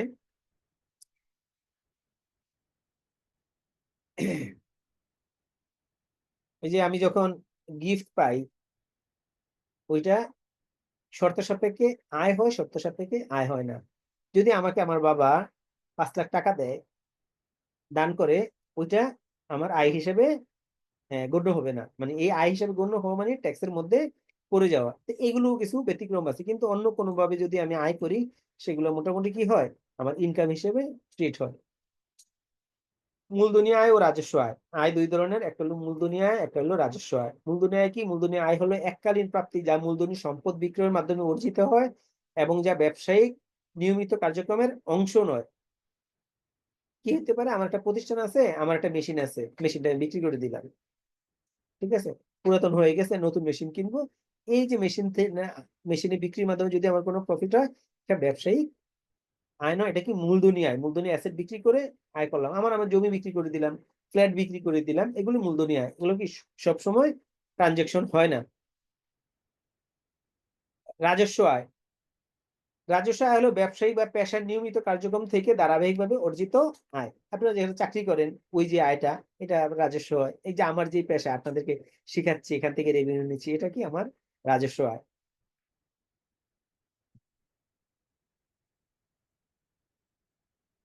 যে পণ্য বিক্রি থেকে আয়, সার্ভিস থেকে আয়, ব্যাংক থেকে সুদ পাইলাম, তারপর ট্রেনিং করে আয়, এগুলো সব রাজস্ব আয়। এবার আসি আয়কর কি, যেটার উপর আমরা কি কর কর দেই। আয়কর হলো এক ধরনের কর যা ব্যক্তি বা প্রতিষ্ঠানের আয়ের উপর সরকার কর্তৃক আরোপিত হয়। ব্যক্তি, প্রতিষ্ঠান বা করদাতা তাদের আয়, বেতন, ব্যবসা, পেশা বা সম্পদ থেকে যে অর্থ উপার্জন করে তার উপর নির্দিষ্ট হারে এই কর দিতে হয়। দেশের উন্নয়ন এবং সেবা কার্যক্রম পরিচালনা জন্য ইনকাম ট্যাক্স সংগ্রহ করা হয়। আয়কর আইন অনুযায়ী যে কোনো প্রকারের কর বা সারচার্জ হলো আয়কর। যে সারচার্জ যেটা দেই সেটাও আয়করের অংশ। বকেয়া কর থাকতে পারে, ইন্টারেস্ট থাকতে পারে, এগুলো আয়কর হিসেবে গণ্য হয়। বিভিন্ন খাতে করের হার। এখন তো এমন একটা কনফ্লিক্ট অবস্থানে চলে আসছে যে আমরা যে সময়টাতে আছি এই সময়টাতে মানে দুইটা রেট প্রযোজ্য আয়কর নির্ধারণের ক্ষেত্রে। মানে নতুন বাজেট হয়েছে, বাজেটে যে পরিবর্তন আসছে সেটার ফলে যদি আমরা ওই যে গত 24-25 বছরের অনেকেই রিটার্ন কিন্তু সাবমিট করে নাই, যদি 24-25 কর বছরের কথা বলি, যারা রিটার্ন সাবমিট করে না, আপনার যদি যখন তার রিটার্নটা আসতেই পারে, আসলে তখন আপনার এই 24-25 কর বর্ষের যেই রেট ওই অনুযায়ী আপনাকে ট্যাক্স ক্যালকুলেশন করা লাগবে। তো আমরা জানি তখন কয়টা স্ল্যাব ছিল? 7টা স্ল্যাব ছিল এবং আরো কিছু সুবিধা ছিল যে স্বাভাবিক ব্যক্তি করদাতা, মানে এক কথা হলো পুরুষ মানুষ, অসহায় মানুষ, এই পুরুষ অসহায়রা 65 বছর পর্যন্ত 3.5 লাখ টাকা পর্যন্ত সুবিধা পাবো ওই 24-25 কর বর্ষের জন্য। আর মহিলারা পাবে 4 লাখ টাকা, 50,000 টাকা বেশি। আর প্রতিবন্ধী আর হইলো তৃতীয় লিঙ্গ, যারা আমরা কি হিজড়া বলে ডাকি, ওই তাদের হইলো 4,75,000 টাকা পর্যন্ত। আর মুক্তিযোদ্ধাদের জন্য 5 লাখ টাকা। আর এদের সবার জন্য, কারো জন্য আল্লাহ না করুক প্রতিবন্ধী সন্তান থাকে, তাদের প্রতি সন্তানের জন্য 50,000 টাকা করে কি সুবিধা পাবে। তবে সেই সুবিধা প্রাপ্তির ক্ষেত্রে হাজবেন্ড ওয়াইফ দুইজন যদি ট্যাক্স পেয়ার হয়, যে কোনো একজন এই সুবিধাটা নিতে পারবে, এই 50,000 টাকা বাড়তি সুবিধাটা। এরপরে স্ল্যাব। প্রথম 3.5 লাখ টাকা হইলো পুরুষদের জন্য, আমাদের জন্য 0%। যদি সেটা মহিলা হয় তার জন্য হবে 4 লাখ টাকা, যদি হিজড়া হয় তার জন্য হবে 4,75,000 টাকা, যদি প্রতিবন্ধী হয় তার জন্য 4,75,000 টাকা, যদি গ্যাজেটেডভুক্ত মুক্তিযোদ্ধা হয় 5 লাখ টাকা। কারোর যদি একটা প্রতিবন্ধী সন্তান থাকে ওই সাথে 50,000 টাকা যোগ হবে। এই 3.5 লাখ টাকা জায়গায় কিন্তু এইটা চলে আসবে। ওই যতগুলা হেড এখানে দেয়া আছে, মানে স্পেসিফিক করা আছে যেই যেই ক্ষেত্রগুলো। তারপরে স্ল্যাব 5%, তারপরে স্ল্যাব 10%, মানে 1 লাখ, 4 লাখ, 5 লাখ, 5 লাখ, তারপরে হলো রিমেনিংটার উপর 25%। এটা যেটা অলরেডি 30শে জুন পর্যন্ত রিটার্ন সাবমিটের সময় চলে গিয়েছে নতুনদের ক্ষেত্রে, আর পুরাতনদের ক্ষেত্রে তো আগেই চলে গিয়েছে। তো এটা এই হলো 24-25 করবর্ষে। এখন আমরা যেটা রিটার্ন সাবমিট করব, এই যে শুরু হয়েছে গতকালকে থেকে, আজকে 2 তারিখ। তো এইখানে হলো আগে যে 6টা স্ল্যাব ছিল, এখানে একটা স্ল্যাব বাড়ছে। বাকি যে ওই যে পুরুষদের জন্য 3.5 লাখ টাকা, নারীদের জন্য 4 লাখ টাকা, ওই যে পরিবর্তনটা ওইটা ঠিক আছে। একটা স্ল্যাব বাড়ছে, সেটা হলো আগে এখানে একটা 5 লাখ 5 লাখ, তারপরে ছিল ওই 20% পরে 25%। এইটা ওই 25% এসে নিয়ে আসছে 20 লাখ টাকা পর্যন্ত। তারপরে রেস্ট অফ অ্যামাউন্ট হলো 30 লাখ টাকা, মানে 7টা স্ল্যাব হলো। এই একটা দিয়ে ধরলাম 3.5 লাখ, তারপরে 1 লাখ, 4 লাখ, 5 লাখ, 5 লাখ, 20 লাখ। আগে 5 লাখ 5 লাখের পরে রেস্ট অফ অ্যামাউন্ট ছিল, এখন 20 লাখ আনছে। তাহলে যদি আমরা ধরি 5 5 10, 10 14, 15, 15 3 18 লাখ 50,000 আর 20 লাখ 38 লাখ 50,000-এর পরে হইলো আপনার 30% ট্যাক্স। কারো যদি 50 লাখ টাকা ইনকাম থাকে, 38 লাখ 50,000 টাকা পর্যন্ত 25% স্ল্যাবে পড়বে, রেজিস্টার অ্যামাউন্ট 30% স্ল্যাবে চলে যাবে। এখন আমরা যে এবার রিটার্ন সাবমিট করব, এই স্ল্যাব হারে 30% পর্যন্ত সর্বোচ্চ পৌঁছাইবে। এখন কনফ্লিক্ট কোন জায়গায় লাগছে? কনফ্লিক্ট লাগছে এই বাজেটে এসা, একটু মিনিমাম রেটটা বলে নিই, কার কত মিনিমাম রেট। এই অর্থ বছর পর্যন্ত ঢাকা 2 সিটি কর্পোরেশন এবং চট্টগ্রাম 1 সিটি কর্পোরেশনের জন্য মিনিমাম ট্যাক্স হলো 5,000 টাকা, যদি তার ট্যাক্সেস স্ল্যাবে পড়ে। যদি না পড়ে তাহলে কিন্তু না। একটু আগে আমরা যে উদাহরণটা দেখলাম, এখানে তার যদি স্বাভাবিক ব্যক্তি করদাতা ধরে নিলাম 3,52,000 টাকা, যদি 3,50,000 টাকা যেহেতু ক্রস করছে, সেজন্য তাকে মিনিমাম ট্যাক্স দিতে হবে 5,000 টাকা। যদি আমরা ওই স্ল্যাবে ফালাই, তার মানে আসে কত? 2,000 টাকা আসে। 2,000 টাকার 5% মাত্র 100 টাকা আসে। তো তাকে 100 টাকা দিলে হবে না, তাকে 5,000 টাকা দিতে হবে এই 2 সিটি কর্পোরেশনের মধ্যে পড়লে। এই 2-3টা সিটি কর্পোরেশনের পরে যদি আদার যে সিটি কর্পোরেশন গুলো আছে, ওইগুলো হইলে তাকে দিতে হইতে 4,000 টাকা। মানে এখন এই যে আমরা যে রিটার্ন সাবমিট করব, দিতে হবে 4,000 টাকা। যদি কোনো সিটি কর্পোরেশনের মধ্যেই না পড়ে, জেলা শহরের মধ্যে পড়ে, তবে দিতে হবে 3,000 টাকা। আর যদি এটা না পড়তো, তার বেসিক যদি 50% হইতো, তাকে কিন্তু দিতে হবে না। 3,46,667 টাকা হয়েছে, তাকে দিতে হবে না। মানে 1 টাকারও যদি পরিবর্তন হয়, সে ওই মার্চিপার মধ্যে পড়বে। তাকে 100 টাকার জন্য তাকে দিতে হবে 5,000 টাকা।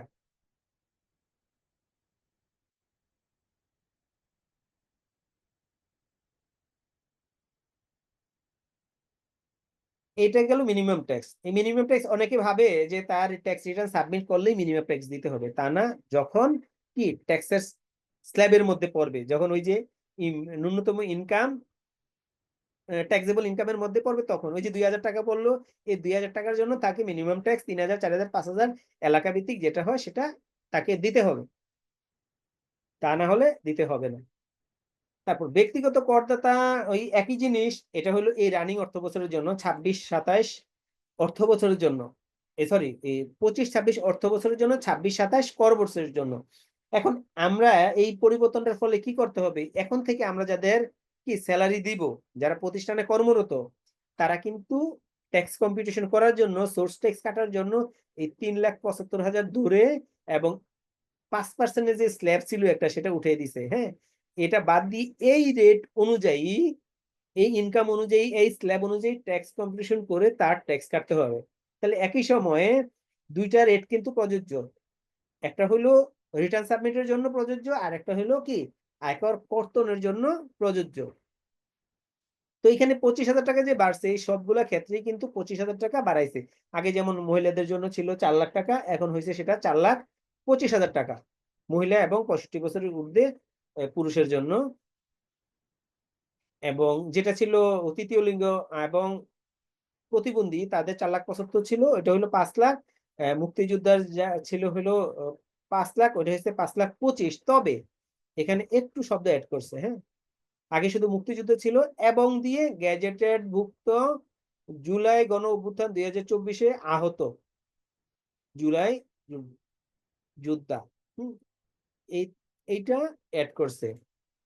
এটা অ্যাড করার ফলে তাদের জন্য কি 5,25,000 টাকা পর্যন্ত এই সুবিধা পাবে। আর প্রতিবন্ধীদের জন্য প্রতিবন্ধী সন্তান থাকলে 50,000 টাকা করে সবার জন্যই প্রযোজ্য, এটা বাড়তি অ্যাড হবে।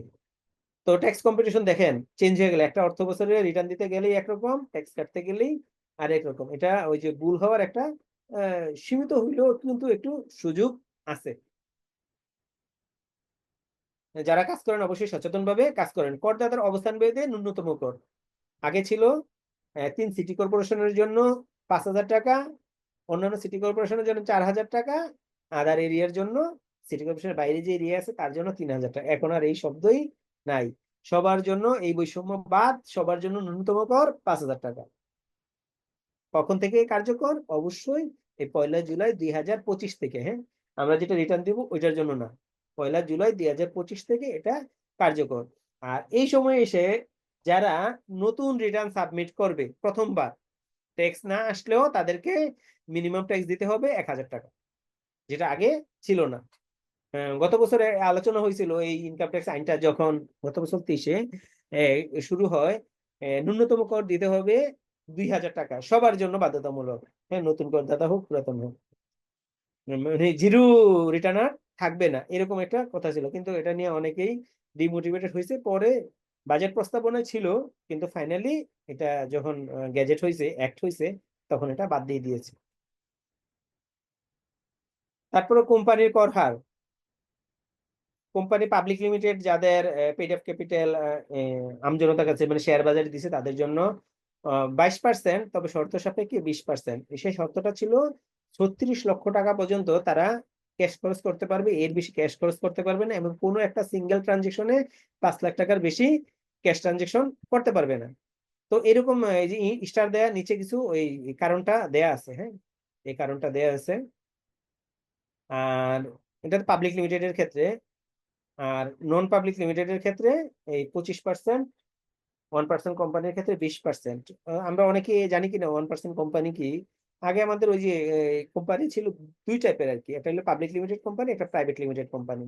তো পাবলিক লিমিটেড কোম্পানির মধ্যে আবার দুইটা ছিল, একটা হলো যাদের শেয়ার বাজারে শেয়ার বিক্রি হইতো, আর একজনেরটা হলো কি শেয়ার বাজারে শেয়ার বিক্রি হইতো না, ওদের ডিরেক্টর বেশি থাকে আর কি বেসিক্যালি। তো এই দুইটা ছিল এই পাবলিক লিমিটেড কোম্পানির মধ্যে। আর প্রাইভেট কোম্পানি আমরা যারা যেগুলো দেখি সব কমনলি এগুলো সব প্রাইভেট কোম্পানি। এই প্রাইভেট লিমিটেড বেসিক্যালি কি এটা পারিবারিক কোম্পানি বলা চলে। হ্যাঁ, প্রাইভেট লিমিটেড কোম্পানি গুলো দেখা যায় দুই বন্ধু মিলে করছে, বাপ ছেলে মিলে করছে, স্বামী স্ত্রী মিলে করছে, এরা এমডি চেয়ারম্যান ডিরেক্টর মা বাবা ভাই বোন মিলে করছে। তো এগুলো হলো কি প্রাইভেট লিমিটেড কোম্পানি। আর প্রাইভেট লিমিটেড কোম্পানির ক্ষেত্রে অধিকাংশই এই জন্য বলি পরিবার ভিত্তিক। এরপরে 1% কোম্পানি হলো, আগে একজনে কোম্পানি করতে পারতো না, তো পরে 1% কোম্পানি বের করলো। এই 1% কোম্পানি করার পরে এটা নাম দিল, এই সবগুলোর নামকরণে পরিবর্তন আসলো লাস্টে এসে। যেগুলো পাবলিক লিমিটেড প্রতিষ্ঠান সেগুলোর শেষে দিল পিএলসি, মানে পাবলিক লিমিটেড কোম্পানি।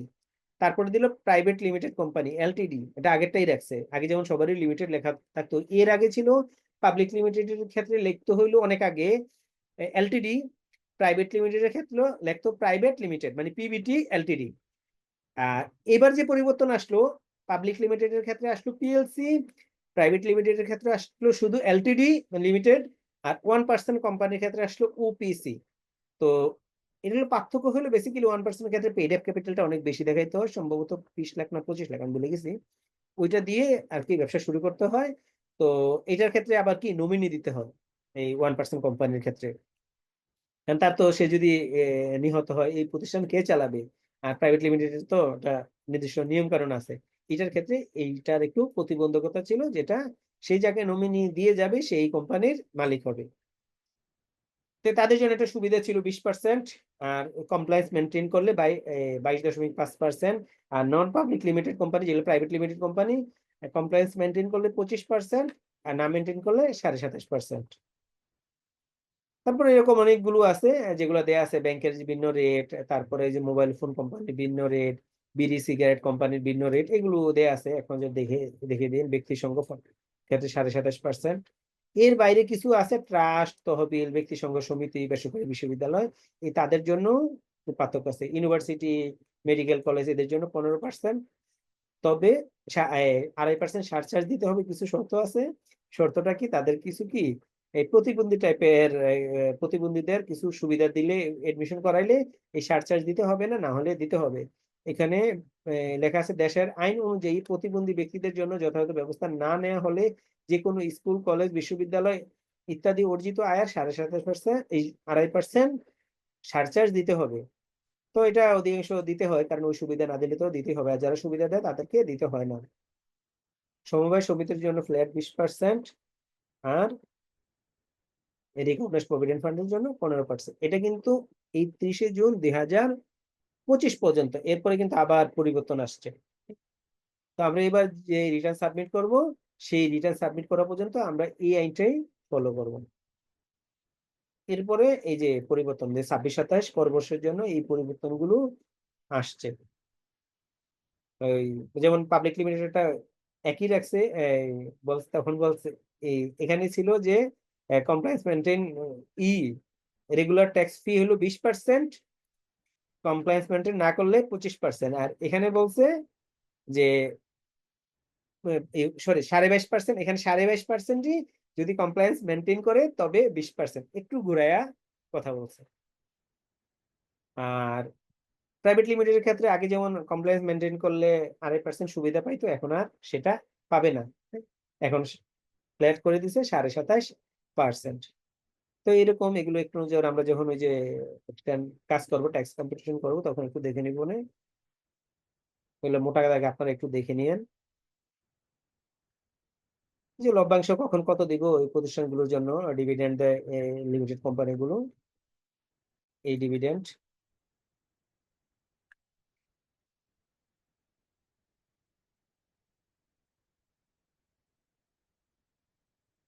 অনাবাসিক বিদেশিদের জন্য কর হার ফ্ল্যাট 30%, তারা কোনো সুবিধা পাবে না। ওই আমাদের এখানে সামনে পাবো আবাসিক, অনাবাসিক শব্দ আছে, কখন আবাসিক হবে কখন অনাবাসিক হবে। অনাবাসিক যদি হয় সে, তখন তার ট্যাক্স রেট ফ্ল্যাট 30%, কিন্তু আমরা যদি আবার বাংলাদেশে অনাবাসিক হয় তার জন্য কিন্তু এই রেট প্রযোজ্য না, তার জন্য এই স্ল্যাব রেটই প্রযোজ্য।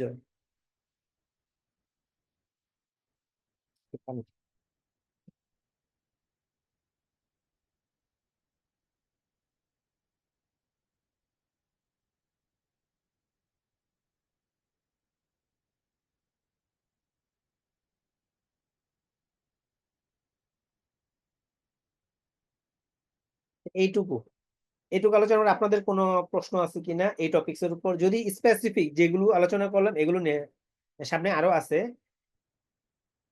কয় পৃষ্ঠা হয়েছে,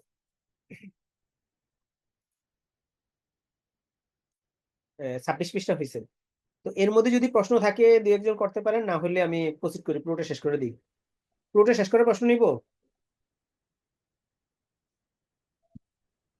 দুই একজন রেসপন্স করেন। জি স্যার, এটাই স্যার ভালো ওই হয় যে স্যার। হ্যাঁ, সম্পদ শেষ করে দেন। Okay.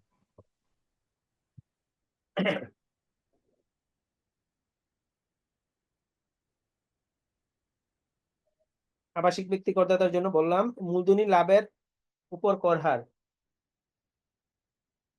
মূলধনী লাভ বলতে ক্যাপিটাল গেইন ইংরেজিতে বলে, সেটা হলো আমি যদি কোনো সম্পদ বিক্রি করি, সম্পদ বিক্রি করে যেই প্রফিটটা হয় তার হলো 15%। কোম্পানির জন্য, অন্যান্য করদাতার জন্য, স্বাভাবিক করদাতার জন্য এটা বলা ছিল 15%। এটা একটু জমি বিক্রির ক্ষেত্রে এটা একটা সুবিধা আছে, অন্যান্য কিছুর ক্ষেত্রে 15%।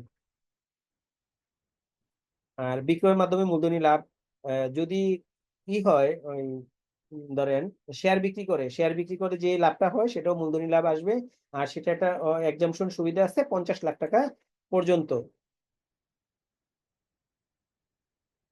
এগুলো ডিটেলস আলোচনা হবে আমাদের, কারণ এগুলো স্পেসিফিক হেডই আছে, হেডস অফ ইনকাম। আর অন্যান্য আয় যে লটারি, তাস খেলা, দাদা খেলা, এরকম থেকে যদি ইনকাম হয় সেগুলো ট্যাক্সেস লেভেল 25%। সারচার্জ, এই সারচার্জ নিয়ে অনেক মানুষের মধ্যে এটা কি ধাঁধা আছে। সারচার্জটা অ্যাসেটের উপর হয়, তো অনেকেই ভাবে যে আমি যদি আমার ট্যাক্স ফাইলে অ্যাসেট দেখাই তাহলে অ্যাসেটের উপর ট্যাক্স দিতে হবে। অ্যাসেটস এর উপর বেসিক্যালি কোনো ট্যাক্স নেই, আছে সারচার্জ। ওই সারচার্জটা দিতে হয় তাও কিসের উপর? তাও আপনার যে ট্যাক্স অ্যামাউন্ট আসে, নেট ট্যাক্স পেয়েবল, ওই পেয়েবলের উপর আনুপাতিক হারে। আমরা ইনকাম ট্যাক্সের যেমন স্ল্যাব আছে, এই সারচার্জেরও স্ল্যাব আছে। 4 কোটি টাকা পর্যন্ত কোনো সারচার্জ নেই। 4 কোটি টাকা, 4 কোটি টাকা ক্রস করলে সারচার্জ প্রযোজ্য। দুইটা ব্যতিক্রম আছে। এক ব্যতিক্রম হলো যদি আপনার একাধিক গাড়ি থাকে, আর এক ব্যতিক্রম হলো আপনার যদি 8,000 আয়তন বিশিষ্ট বাড়ি থাকে। তো এখানে একটা ক্যালকুলেশন আছে যে কেন এই 8,000 আয়তন বিশিষ্ট বাড়ি বা 4 কোটি টাকা না হইলে আমাকে যেহেতু ট্যাক্স দেওয়া লাগবে না, তাহলে কেন দুইটা মোটর গাড়ি থাকলে আমাকে সারচার্জ দিতে হবে, আর 8,000 আয়তন বিশিষ্ট বাড়ি থাকলে কেন সারচার্জ দিতে হবে।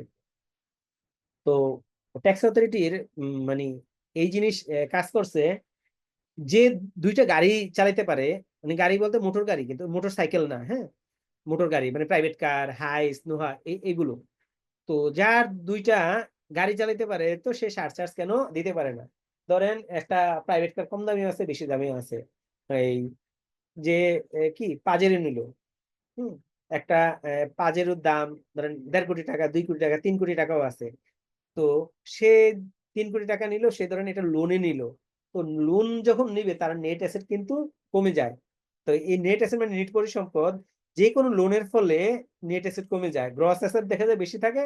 তার একটা গাড়ি আছে, দাম 3 কোটি টাকা, আর অন্যান্য যে সম্পদ আছে তার অ্যাসেট দাঁড়াইলো, গ্রস অ্যাসেট দাঁড়াইলো 5 কোটি টাকা, কিন্তু লোনটা আছে 2.5 কোটি টাকা। এই লোন 2.5 কোটি টাকা থাকার ফলে তার কিন্তু নেট অ্যাসেট কিন্তু কমে যাচ্ছে, গ্রস অ্যাসেট কিন্তু ঠিকই আছে। এবং বাড়ির ক্ষেত্রেও সেম, সে একটা ঢাকা শহরে 5 তলা বাড়ি করলো, 10টা ধরেন ইউনিট, অনেক টাকা ভাড়া পাচ্ছে, এই বাড়ির মূল্যই আছে 7 কোটি টাকা। এখন 7 কোটি টাকা বাড়ির মূল্য, সে লোন নিল 6 কোটি টাকা ব্যাংক থেকে। তো এই এখন তাহলে এখানে নেট অ্যাসেট কি দাঁড়ালো 1 কোটি টাকা। তো এবার এর চেয়ে বেশিও নেয়। তো এই সমস্ত ইস্যুতে দেখা যায় কি নেট অ্যাসেটটা পরিমাণটা কমে যায়।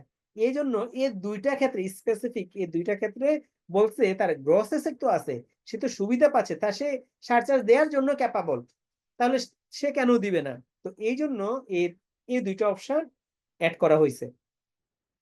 কি লোন থাকার ফলে মানে তার নেট অ্যাসেট কমে যায়, অথচ গ্রস অ্যাসেট অনেক পরিমাণ আছে।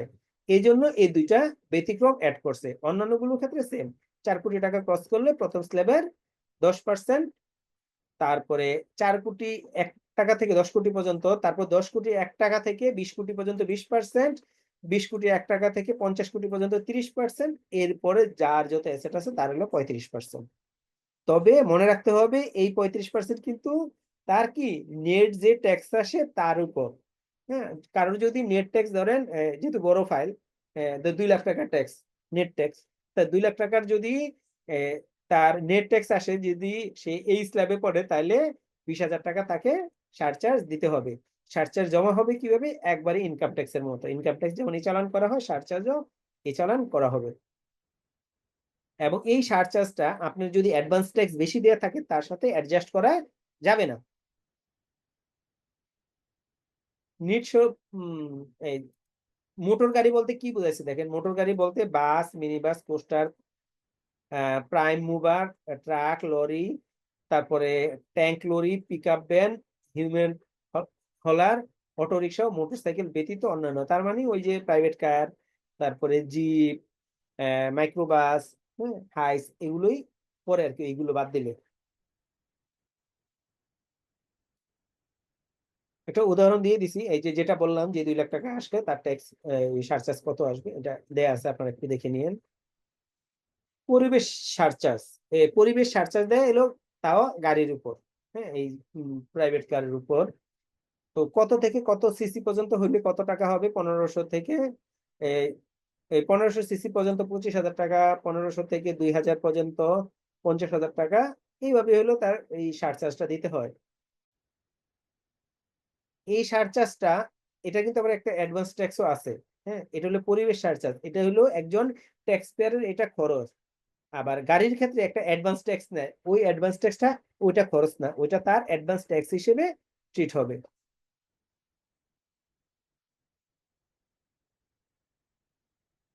পরিবেশ সারচার্জটাও এই কম্পিটিশন হয় একাধিক গাড়ি থাকলে এটার একটু পরিবর্তন আছে। কারোর যদি ধরেন 3টা গাড়ি আছে, হ্যাঁ, তো সবচেয়ে ছোট গাড়ি একটা 1400 সিসি, একটা হলো 2000 সিসি, একটা 2800 সিসি, তার মধ্যে ওই একটা বাদ দিয়ে বাকি দুইটার উপর সারচার্জ প্রযোজ্য হবে, ছোটটা বাদ যাবে। তো 1400 সিসির উপর তাকে সারচার্জ দিতে হবে না, দিতে হবে 2000 আর 2800 উপর। 2000-এর জন্য 50,000 টাকা, 2800 সিসির উপর 1,50,000 টাকা, এই 2 লাখ টাকা তাকে এই পরিবেশ সারচার্জ দিতে হবে। আয় বর্ষ ও কর বর্ষ। আয় বর্ষ কি? যেটা ইনকাম ইয়ার, যে বছরে আমরা ইনকামটা জেনারেট করি। যেমন একটা অর্থ বছর, আমাদের একটা অর্থ বছর চলে গিয়েছে, আর একটা অর্থ বছর আসছে। যেহেতু আমাদের দেশের অর্থ বছর হলো জুলাই টু জুন, তো এখন যেহেতু জুলাই মাসের আজকে 2 তারিখ, নতুন একটা অর্থ বছরের মধ্যে পড়ছে, এবং এটাই হলো আয় বর্ষ। এই বছর যে আমরা ইনকামটা করি, আয় করি, সেটা ব্যবসা হোক, ব্যক্তি হোক, প্রতিষ্ঠান হোক, যে যে প্রফেশনে থাকেন। আর কর বর্ষ কোনটা? আয় বর্ষ শেষ হওয়ার পরের দিন থেকে পরের অর্থ বছর পর্যন্ত, পরের অর্থ বছরটাই হলো কর বর্ষ। 30শে জুন 2025 একটা ইনকাম ইয়ার শেষ হয়েছে, আর এই পুরো বছরটা, এই অর্থ বছরটা হইব কর বর্ষ। কর বর্ষে সাধারণ নিয়মের কিছু ব্যতিক্রম আছে, কখন কখন এটা কর বর্ষ ধরা হয় না, মানে এটা ইনকাম ট্যাক্সের নিয়ম অনুযায়ী। বন্ধ বা বন্ধ হয়ে যাওয়ার ব্যবসা আয়, যেই সমস্ত ব্যবসা প্রতিষ্ঠানগুলো কি বন্ধ করে দিবে মাঝামাঝি সময়ে, মাঝামাঝি সময় বন্ধ করে দিব, তাহলে তার ট্যাক্স কম্পিটিশনটা ওই সময় এসে ওই অর্থ বছরের মধ্যে সে চাইলে এটা ক্লোজ করে দিতে পারবে।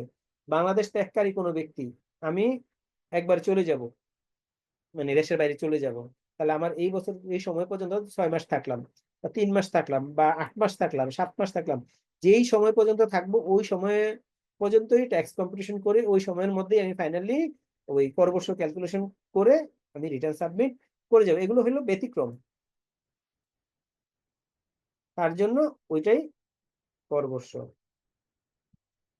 অনাবাসিক শিপিং কোম্পানি,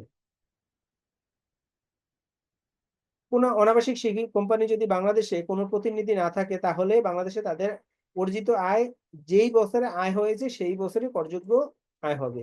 বিদেশিরা অনেক সময় আসে না বিজনেস করার জন্য, একটু করলো করে চলে যাবে, তখন তারা ওই সময় রিটার্নটা সাবমিট করে ক্লোজ করে চলে যাবে। রিটার্ন দাখিলের সময় আগে ছিল কর দিবস, এই বছর সেটা পরিবর্তন হয়ে গেছে। আমার মনে হয় সংজ্ঞাটা এখানে রাখলে ভালো হইতো, এটা আমি করে ফেলছি, তো নিয়ে আসি এখানে।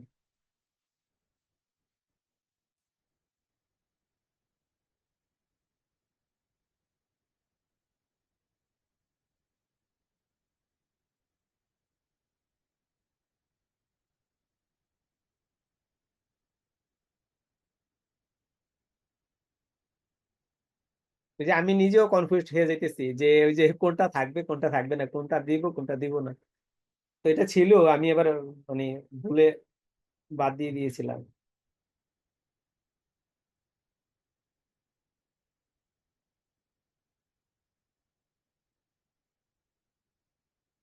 প্রচুর পরিবর্তন নিয়ে আসছে,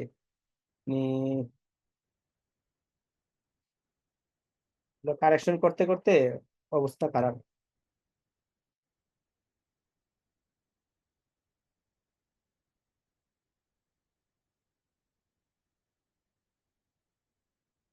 কর দিবস, তো আগে এই ব্যক্তি করদাতার ক্ষেত্রে কর দিবস ছিল মানে কি 30শে নভেম্বর। এই যে পরের অর্থ বছর যখন একটা অর্থ বছর শেষ হবে, পরের যে বছর আসবে তার 30শে নভেম্বর পর্যন্ত। কিছু ব্যতিক্রম আছে, সেটা হলো কেউ যদি বিদেশ থেকে আসে, তার 3 মাসের মধ্যে দিতে হবে। আর কেউ যখন চলে যাবে, সেটা কি ওই সাথে সাথে করে দিয়ে যাবে। ওই যে যেটা দেখলাম ব্যতিক্রম দেখলাম ওইটা। বেসিক্যালি ব্যক্তির জন্য এই দুইটাই পার্থক্য, আর কোম্পানির জন্য আবার পার্থক্য আছে। কোম্পানিটা তো totally change.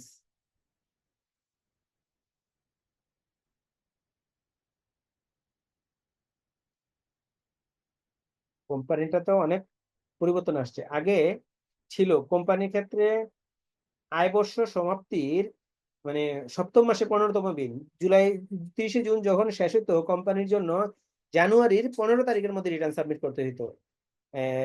July to December গেলে 6 মাস, সপ্তম মাসের 15তম দিন মানে জানুয়ারি মাসের 15 তারিখের মধ্যে রিটার্ন সাবমিট করতে হইতো। তবে এটা একটু বলছে, যেটা হল যাদের কি ওই লাস্ট ডে অর্থ বছরের এই 30শে সেপ্টেম্বরের আগে থাকে, মানে 30শে জুন হয়। আবার যাদের এটা পরে হয় তাদের আবার একটু চেঞ্জ আছে, এই পরের বছরের সেপ্টেম্বরের 15 তারিখ এটা ছিল। এবারও যারা রিটার্ন সাবমিট করবে এই প্রসেসেই আসলে রিটার্ন সাবমিট করবে।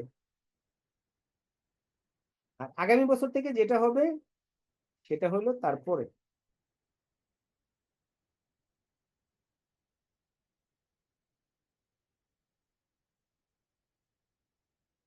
তো এই অনুযায়ী যে ট্যাক্স ডে গুলো কবে ছিল এটা দেয়া আছে, যার 30/6/2024 কোম্পানি তার হলো জানুয়ারির 1 তারিখ। আবার যাদের 30/9/2023 সেপ্টেম্বর মাসের 15 তারিখ ক্রস করছে তারা কিন্তু অনেক সময় পাইতেছে। 15/9/2024 15 দিন কম 1 বছর। এরা পাইতেছে 6.5 মাস আর এরা পাইতেছে 11.5 মাস। কোম্পানির জন্য এই একটা মানে কি মানে অনেক কি বৈষম্য ছিল। তো এই বছর এটা ক্লিয়ার করছে। এই বছর বলছে কোম্পানির জন্য এই যে রিটার্ন দাখিলের তারিখ হবে ওই কোম্পানির জন্য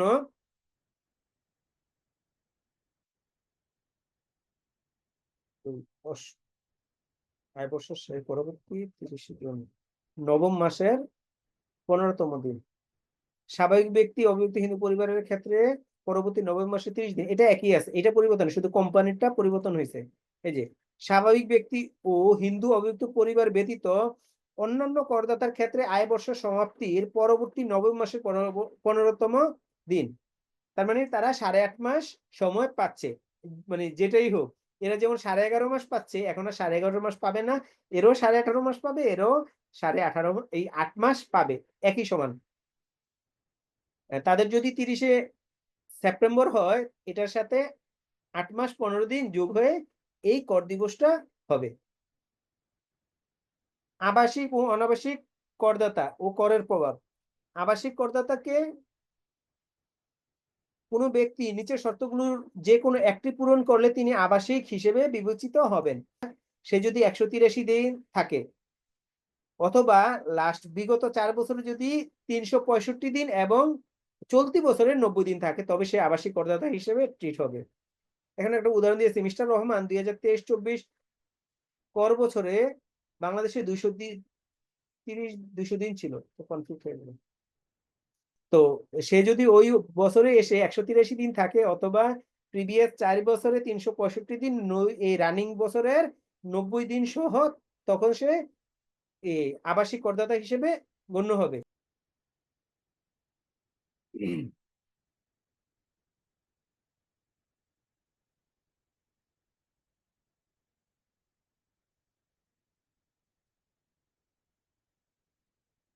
করযোগ্য আয়ের ন্যূনতম সীমা নির্ধারণ।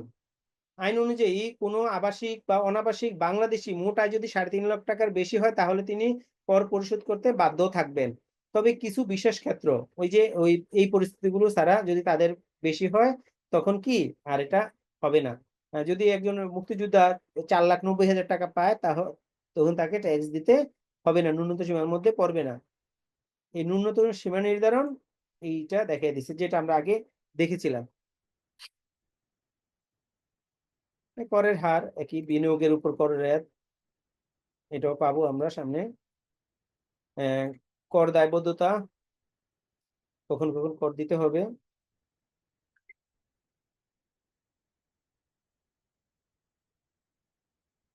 আইন নির্ধারণে আবাসিক অবস্থার প্রভাব, মানে কখন আপনাকে আবাসিক হইলে কি পরিমাণ, মানে আপনি কি আবাসিক হবেন না অনাবাসিক হিসেবে কর ধার্য হবে তা। বাংলাদেশে বাংলাদেশে প্রাপ্ত বা প্রাপ্ত হয়েছে বলে গণ্য আয়, এটা কি আবাসিক হবে না অনাবাসিক হবে?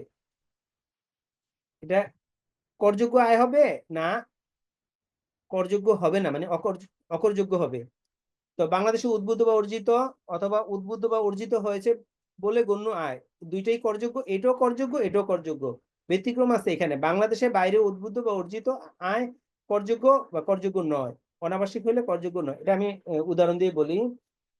একজন ব্যক্তি সে অনাবাসিক কিন্তু বাংলাদেশি, তো তার যে আয়টা সে যদি বিদেশে যেটা ইনকাম করে সেটা কি হবে, করযোগ্য হবে না, কিন্তু বাংলাদেশে যেটা ইনকাম করে সেটা করযোগ্য হবে। যেমন একজন ব্যক্তির বাংলাদেশে কি একটা ফ্ল্যাট আছে, সে ফ্ল্যাট ভাড়া দিয়ে বাংলাদেশ থেকে ইনকাম করে, আবার বিদেশেও সে ইনকাম করে, তাহলে একটা ইনকাম হবে, বাংলাদেশের ইনকামটা হবে করযোগ্য আর বিদেশি ইনকামটা হবে অকরযোগ্য, মানে করযোগ্য হবে না, করযোগ্য নয়।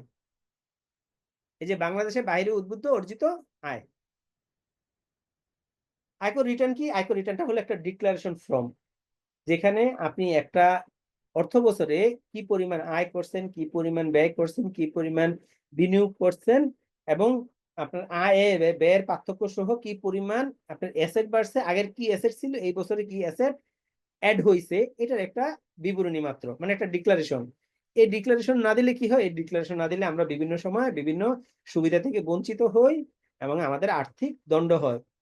তো এই বিবরণীগুলো কিভাবে দেওয়া হয়? কয়েকটা ফর্ম আছে, বিভিন্ন প্রতিষ্ঠান টাইপ ডিপেন্ড করে। এর মধ্যে এই ফর্মগুলো হইলো আইটি 11 গ, যেটা হলো স্বাভাবিক ব্যক্তি আমার আপনার রিটার্নের ফর্ম। এটার মধ্যে আছে ঘ হইলো এক পাতার ফর্ম, যেটা অনলাইন সিস্টেম থেকে উঠিয়ে দিছে, ম্যানুয়ালি আছে। এটা আসলে ইগনোর করাটাই বেটার। এটা আমি সবসময় ডিসএনকারেজ করতাম, আমি নিজে কখনো দিতাম না।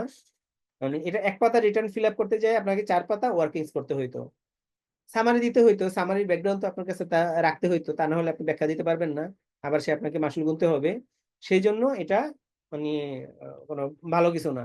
এটা ভালো তাদের জন্য যাদের একেবারে ধরেন একেবারে প্রায় ডেট এক্সপায়ার্ড, কিন্তু তাদেরকে রিটার্ন দিতে হচ্ছে, তাদের জন্য এটা সুইটেবল, অন্য কারোর জন্য না। এই জন্য অনলাইন সিস্টেম থেকে এটা একেবারে বাদ করে দিয়েছে। তারপরে আইটি 11 গ, এই যে স্বাভাবিক ব্যক্তি রিটার্ন, যেটা অনেকগুলো পেজ থাকে, এটা ডিপেন্ড করে যে কোনো একটা হেড যদি ইনকাম থাকে তাহলে একটা পার্ট বাড়বে, না হলে কমবে, এবং রেয়ার থাকলে একটা পার্ট বাড়বে, না হলে কমবে, এরকম। স্বাভাবিক ব্যক্তি এবং কোম্পানি ব্যতীত অন্যান্য করদাতার ক্ষেত্রে এটা ফার্মের জন্য, ট্রাস্টের জন্য, আর এটা হলো কোম্পানির জন্য আইটি 11 ঘ 2023। এই সবগুলো ফর্মেই আমরা কাজ করব। রিটার্ন কারা দাখিল করবেন? রিটার্ন যাদের টিআইএন আছে সহজভাবে বলে তারা রিটার্ন দাখিল করবেন। এর বাইরে যাদের ম্যান্ডেটরি একটা অপশন আছে যে তাদেরকে রিটার্ন সাবমিট করতেই হবে, তারা করবেন। তো এটা হলো 25-26 করবর্ষের জন্য। এরপরে আরেকটু এই বছর এসে আর 11টা সেবা এখান থেকে বাদ দিছে। আগে 45টা সেবা খাত ছিল যাদেরকে বাধ্যতামূলক রিটার্ন সাবমিট করতে হইতো, 11টা সেবা খাত বাদ দিছে। এই বাদ দেওয়ার পরে আলটিমেট রেজাল্ট কি? আলটিমেট রেজাল্ট হলো তাদেরকে রিটার্ন সাবমিট করতে হবে।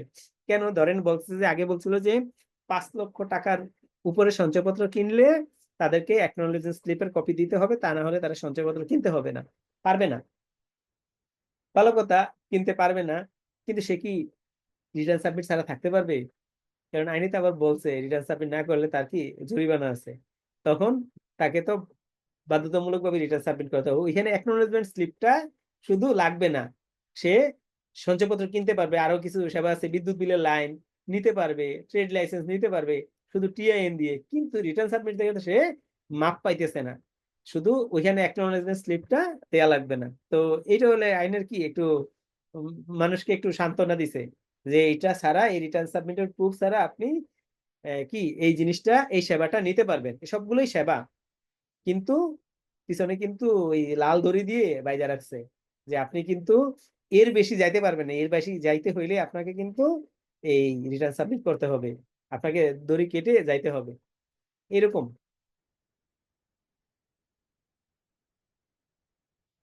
কখন রিটার্ন দাখিল করতে হয়?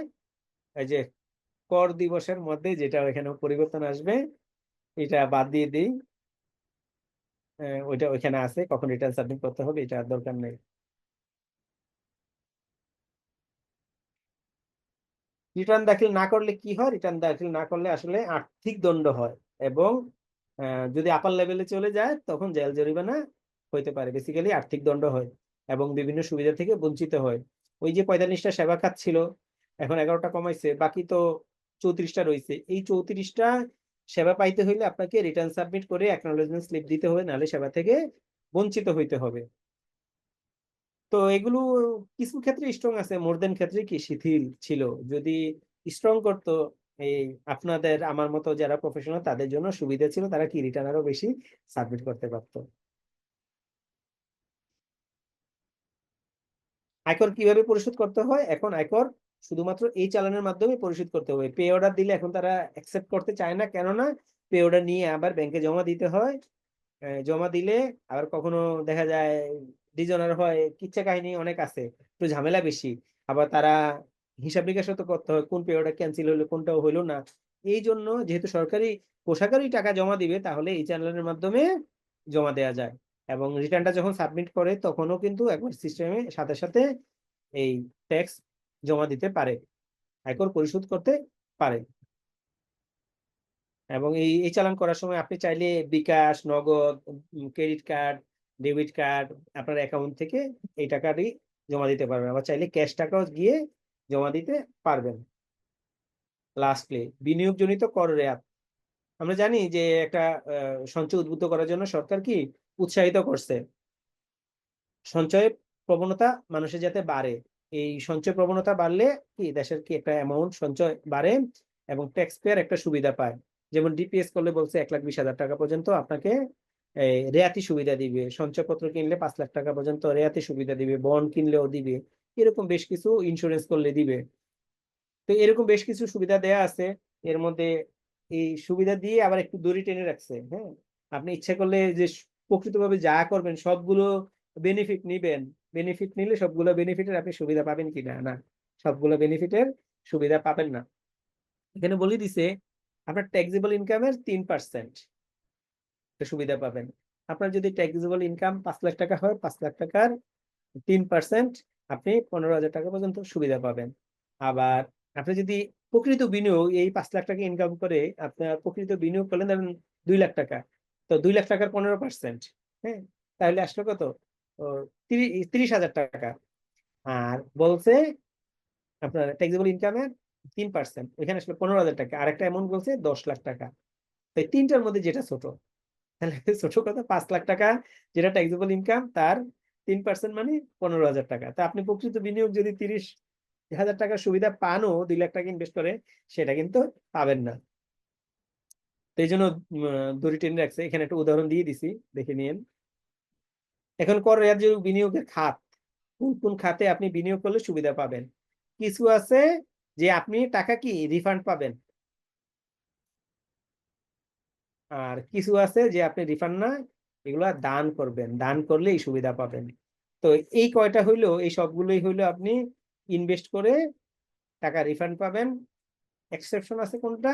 এই কল্যাণ তহবিল ও গোষ্ঠী বিমা তহবিল। হ্যাঁ, এটা একটা দানের মতন, এটা পাওয়া যায় যখন অ্যাক্সিডেন্টাল কেস হয়, তখন হলো এটা পাওয়া যায়, তো ওইটার উপর ট্যাক্স নাই। আর বাকি এগুলো যে জাকাত তহবিলে দান, নতুন করে আরো কতগুলো সংযোজন করছিল এই বছর এসে, এই কেয়ারটেকার গভর্নমেন্ট এসে এখান থেকে এগুলো নতুন সংযোজন, এগুলো সবগুলোই দান। এই দানগুলো করলে আপনি এই সংশ্লিষ্ট হেডেই, এবং আপনাকে প্রুফ রাখতে হবে, প্রুফ রেখে আপনি এটার উপরও রেয়াতি সুবিধা পাবেন, তার না হলে পাবেন না। আপনি যদি বলেন যে জাকাত আমি পার্সোনালি জাকাত দিই, হ্যাঁ, এই বছর পার্সোনালি জাকাত দিচ্ছি, এটা রেয়াতি সুবিধা পাবো কিনা, না, এটা পাবেন না। জাকাত সরকারের যে জাকাত তহবিল আছে ওই তহবিলে দান করলে তবেই পাবেন, তা না হলে পাবেন না। এই ছিল। সবাইকে অশেষ ধন্যবাদ আজকের এই প্রাইমারি ট্যাক্স সম্পর্কে ধারণা।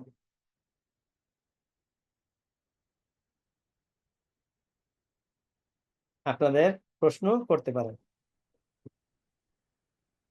দাদা উপর দিকে যাবে একটু, যে করযোগ্য আয় অথবা করযোগ্য নয়, আবাসিক অনাবাসিক যে লেখা ছিল হম হম, পাশে, বুঝছি। এই যে এই যে বাংলাদেশে প্রাপ্ত হয়েছে বলে গণ্য আয়, আবাসিক হলে করযোগ্য, অনাবাসিক হলেও কি করযোগ্য? হম, ধরেন অনাবাসিক একজন ব্যক্তি বিদেশি, হ্যাঁ, সে বাংলাদেশে ইনকাম করছে, তাহলে তার কি ট্যাক্স দিতে হবে না? জি জি। বুঝছেন? এটা শুধু এক্সেপশন এটাই আছে। হ্যাঁ, ওই যে একজন ব্যক্তি যে বাংলাদেশি ব্যক্তি, সে অনাবাসিক, হ্যাঁ, সে অনাবাসিক, তো সে অনাবাসিক হওয়া সত্ত্বেও বাংলাদেশেও তার অ্যাসেট আছে, যেখান থেকে সে রেভিনিউ জেনারেট করতেছে, বিদেশেও করতেছে। তার মানে যেটা বিদেশ থেকে পাইতেছে ওটার উপর ট্যাক্স দিতে হবে না, কিন্তু বাংলাদেশ থেকে যেটা পাইতেছে সেটার উপর ট্যাক্স দিতে হবে। ক্লিয়ার? জি। রাফিদুল হক ভাই, জি। ভাইয়া ওই যে যদি হচ্ছে কর বর্ষ 2026-27 থেকে তো ইনকাম হচ্ছে 3,75,000 টাকা করে, মানে স্ল্যাব আর কি 3,75,000 করে জি শুরু জি করছি, জি তাহলে জি হচ্ছে জি আমি জুলাই মাসে যে আমার এমপ্লয়ীদের থেকে টিডিএস কাটবো মানে ট্যাক্স কেটে রাখবো, এটা তো তাহলে 3,75,000 হিসাবে কাউন্ট হবে, তাই না? রাইট। ক্যালকুলেশন। 3,75,000 আচ্ছা এবং ঠিক আছে। 5% স্ল্যাব কিন্তু নাই, হ্যাঁ, 10% হ্যাঁ, স্ল্যাব চলে আসবে। 10% সরাসরি। রাইট। আচ্ছা ঠিক আছে, thank you so much. Thank you. Shubho Kumar দাদা। হ্যাঁ দাদা নমস্কার। একটা নমস্কার। জিনিস জানার হচ্ছে হলো ওই যে ট্যাক্স অথরিটিদের প্রশাসনিক যে কাঠামোটা, আমরা যারা আসলে ট্যাক্স প্র্যাকটিস করি না এই সম্পর্কে আমাদের ধারণাটা একটু কম। মানে কার ভূমিকা কি ডিসিটির ভূমিকা কি, বা ওইখানে ইন্সপেক্টর থাকে তার ভূমিকা কি, তারা অনেক সময় মাঠ পর্যায়ে গিয়ে অনেক ধরনের ইনকোয়ারি করে। ওই জিনিসটা আমাদের জানা থাকলে আমাদের হয়তো কেসগুলো হ্যান্ডেল করতে একটু সুবিধা হতো। এই বিষয়ে যদি একটু ইনফরমেশন দেওয়া যায় আমাদেরকে। হ্যাঁ, আমাদের নেক্সট ক্লাসটাই হলো এই ট্যাক্স অথরিটি নিয়ে। ও আচ্ছা, হ্যাঁ হ্যাঁ, এখন তাহলে কোনো বলবো সমস্যা নেক্সট নেই দাদা। ক্লাসে। হ্যাঁ। জি না না, ঠিক আছে। নেক্সট ক্লাসে কোনো সমস্যা নেই দাদা। Okay. Thank you. কারণ এই যে আমরা যদি পাওয়ার না জানি কার কি পাওয়ার, তাহলে হ্যাঁ হলো হ্যাঁ হ্যাঁ কাজ করতে পারবো না। হ্যাঁ হ্যাঁ দাদা, ঠিক আছে তাহলে। Thank you. হ্যাঁ, আচ্ছা রাফিদুল হক ভাই, রাফিদুল হক, রাফি ভাই। হ্যাঁ ভাইয়া, জি। তাই আমি কোশ্চেন করছিলাম, ওই যে এখন ওটা ডাউন হয় না আর কি, আমি কোশ্চেন অ্যান্সার পেয়েছি। ও আচ্ছা আচ্ছা, ঠিক আছে, thank you. Thank you. Shahinur ভাই। আদাব ভাই। আদাব ভাই। ওই স্ল্যাবের যেটা বিষয় বলছেন, আমরা তো ধরেন এখন যারা আপনার 24-25-এ অর্থ বছরে এসে গেছে, মানে 25-26 রিটার্ন সাবমিট শুরু হবে, মানে জুলাই 1 তারিখ থেকে, তাদের ক্ষেত্রে ওই স্ল্যাবের কি আগেরটাই হবে না, মানে ইমপ্লিমেন্ট হবে না? হ্যাঁ হ্যাঁ, আপনি এখানে 25-26 আমরা যে 3,50,000 রিটার্ন দেখাই, আবার সাবমিট মনে যেটা হয় করবো নতুন। আগেরটাই ইমপ্লিমেন্ট হবে। জি জি। তো এখন ওই আপনি একটা দেখালেন মনে হয় 3,50,000 দেখাইছেন, কিন্তু এদিকে স্ল্যাব দেখাইছেন মনে হয় নতুনটা। এই জিনিসটা একটু কনফিউজ হয়েছিলাম। ও এখানে 3টা ছিল, আমি আপনাদের জানার জন্য দিছি, এটা সরাই নাই। অনেকে আছে দেখবেন যে কি 24-25 করবর্ষী রিটার্ন সাবমিট করে নাই, আপনার পাবেন এমন অনেক লোক আছে রিটার্ন সাবমিট করে নাই। জি তো রিটার্ন সাবমিট যদি করতে আসে তখন তার ট্যাক্স কম্পিটিশন আপনাকে করতে হবে না, তখন আপনার রেট জানতে হবে না। তো জি এই জন্য 24-25ও দিছি, 25-26ও দিছি, 26-27ও দিছি। আচ্ছা আচ্ছা, বুঝেছি। ওইখানে লেখা আছে, আমি আরেকটা, শীটটা এখনই দিয়ে দিব, আমি ক্লাসটা শেষ করেই শীটটা দিয়ে দিব। জি জি। আর ওই পিএলসি যেটা, মানে এটা যারা মানে আপনার ইয়াতে ক্যাপিটাল মার্কেটে আসে তাদেরকে পিএলসি বলা হয় না? ওই না, মানে ক্যাপিটাল পিএলসি মার্কেটে আসলেই হবে না, ক্যাপিটাল মার্কেটে আসলেই হবে না, ক্যাপিটাল মার্কেটে আসেও আবার আসে না, দুইটাই আছে। হ্যাঁ, কেউ কেউ ক্যাপিটাল মার্কেটে আসে, কেউ কেউ আসে না। তাও পাবলিক পিএলসি, মানে অনেকগুলো প্রতিষ্ঠান পিএলসি, রাইট পিএলসি লেখা রাইট। থাকে। হ্যাঁ, একটা হলো শেয়ার বাজারে আসে, একটা আসে না, বাট আছে, দুইটাই নিতে পারে, পিএলসি হতে পারে। PLC তে হয়, আচ্ছা। আর প্রাইভেট, যেটা প্রাইভেট লিমিটেড, ওটাকে কি বলছেন জানি, প্রাইভেট লিমিটেড কোম্পানি যেটা? এটা বলছি হলো ফ্রেন্ডস এন্ড ফ্যামিলি। আচ্ছা আচ্ছা। ফ্রেন্ডস এন্ড ফ্যামিলি, আপনি অধিকাংশ প্রাইভেট লিমিটেড প্রতিষ্ঠান দেখবেন হয় স্বামী স্ত্রী, হয় ভাই ভাই, নয়তো বন্ধু বন্ধু, ঠিক আছে?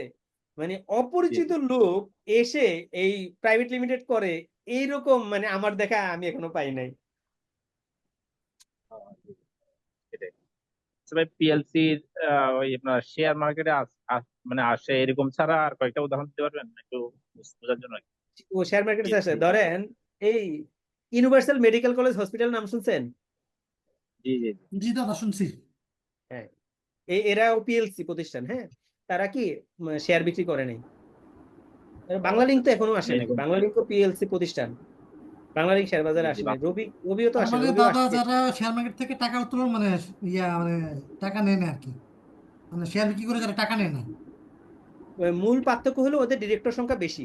হ্যাঁ, প্রাইভেট লিমিটেড ক্ষেত্রে হলো 2 থেকে 50 জন। হ্যাঁ, আর পার্টনারশিপ তো গেল, আর এটা হলো আরো বেশি নিতে পারে ওরা, শেয়ার সংখ্যা আরো বেশি নিতে পারে, আনলিমিটেড নিতে পারে, শেয়ার সংখ্যা দ্বারা সীমাবদ্ধ পাবলিক লিমিটেড যে প্রতিষ্ঠানগুলো। আর আচ্ছা ডিরেক্টরের আচ্ছা। ক্ষেত্রে পার্থক্য আছে, ডিরেক্টরশিপ পাবলিক লিমিটেডে মিনিমাম 3 জন হইতে হইব। হ্যাঁ, আর প্রাইভেট লিমিটেডে কিন্তু ওইটা কোনো বিধান নাই, 2 জনও হইতে পারে, আর ওপিসি করে একজন হইলেও ওই প্রাইভেট লিমিটেড হইতে পারে। আর এমনিতে থাকে কি বোর্ডে 7 জন থাকে, ডিরেক্টর, পরিচালক, যে প্রতিষ্ঠানটা এ- এ- পরিচালনা করে। ওইখানে অপরিচিত অনেক লোকও থাকে এই ওই পাবলিক লিমিটেড প্রতিষ্ঠানের ক্ষেত্রে। প্রাইভেটে সবগুলো জানাশোনা, এই জন্য বললাম ফ্রেন্ডস এন্ড মানে ফ্যামিলি। সর্বনিম্ন শ্রদ্ধা 3 জন এবং সর্বোচ্চ 7 জন নাকি? জি। আর প্রাইভেট লিমিটেডের ক্ষেত্রে এটা কোনো ই নাই, এটা একজন হইলো, সে একজন ডিরেক্টরশিপ থাকলেও ওই প্রতিষ্ঠান চলবে। তবে আয়কর বিধিমালা 2025 যেটা বলছেন, এটা তো মনে হয় ওই যে উৎসকর্তন বিধিমালা বা আরো যে সব বিধিমালা আছে এগুলাকে বলা হচ্ছে না? মানে আয়কর বিধিমালা তো আমরা আয়কর ওই বিধিমালা ভ্যাট আইনের মতো 2025 যেরকম। বলি নাই তো, আয়কর বিধিমালা 2023, বিধিমালা তো 25 বলি নাই।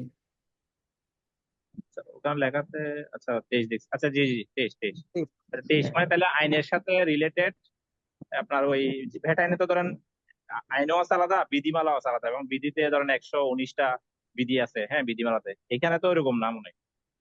না, এটা ইচ্ছা মতো। এই এখানে যে আমরা যে রিটার্ন ফিল আপ করি না, জি জি আইটি 11 গ, ঘ, এগুলো হইলো এই বিধি থেকে আসছে।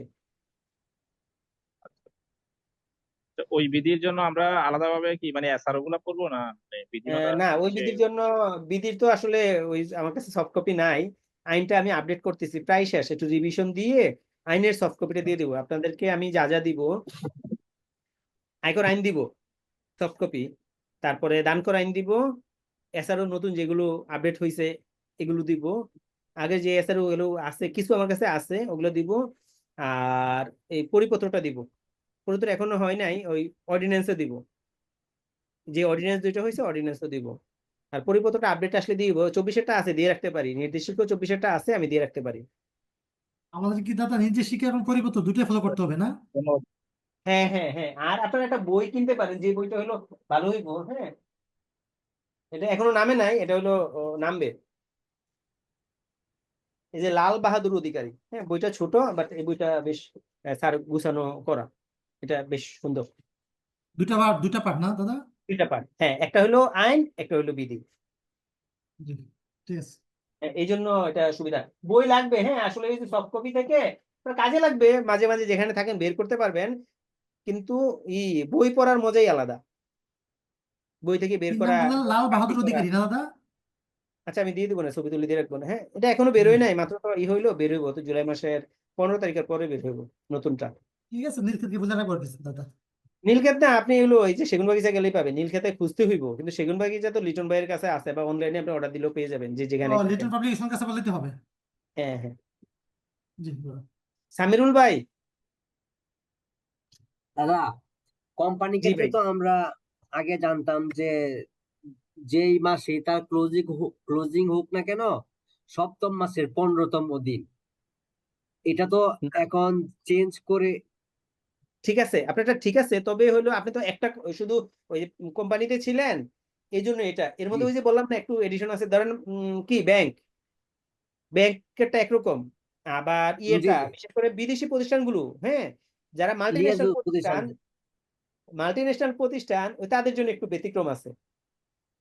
আপনার জি। ঠিক আছে, আর এটা এখন 6.5 মাসের জায়গায় করছে 8.5 মাস, 2 মাস বাড়াইছে, এবং সবার জন্য সমান করছে। এখন বিদেশি আর বাংলাদেশি দুইটার জন্য আলাদা করে নাই, একরকম করছে। মানে তাহলে সেটা কোম্পানি হচ্ছে ট্রেন্ডটা দাদা বিষয়টা করো। কি এরকম যে ক্লোজিং যখনই শেষ হোক, সে নবম মাসের 15তম দিন দেবে। একদম, মানে লাস্ট ডে দিবে না। মনে করেন আমি যে কোম্পানিতে আছি ওটার 31শে মার্চ হচ্ছে ক্লোজিং। রাইট।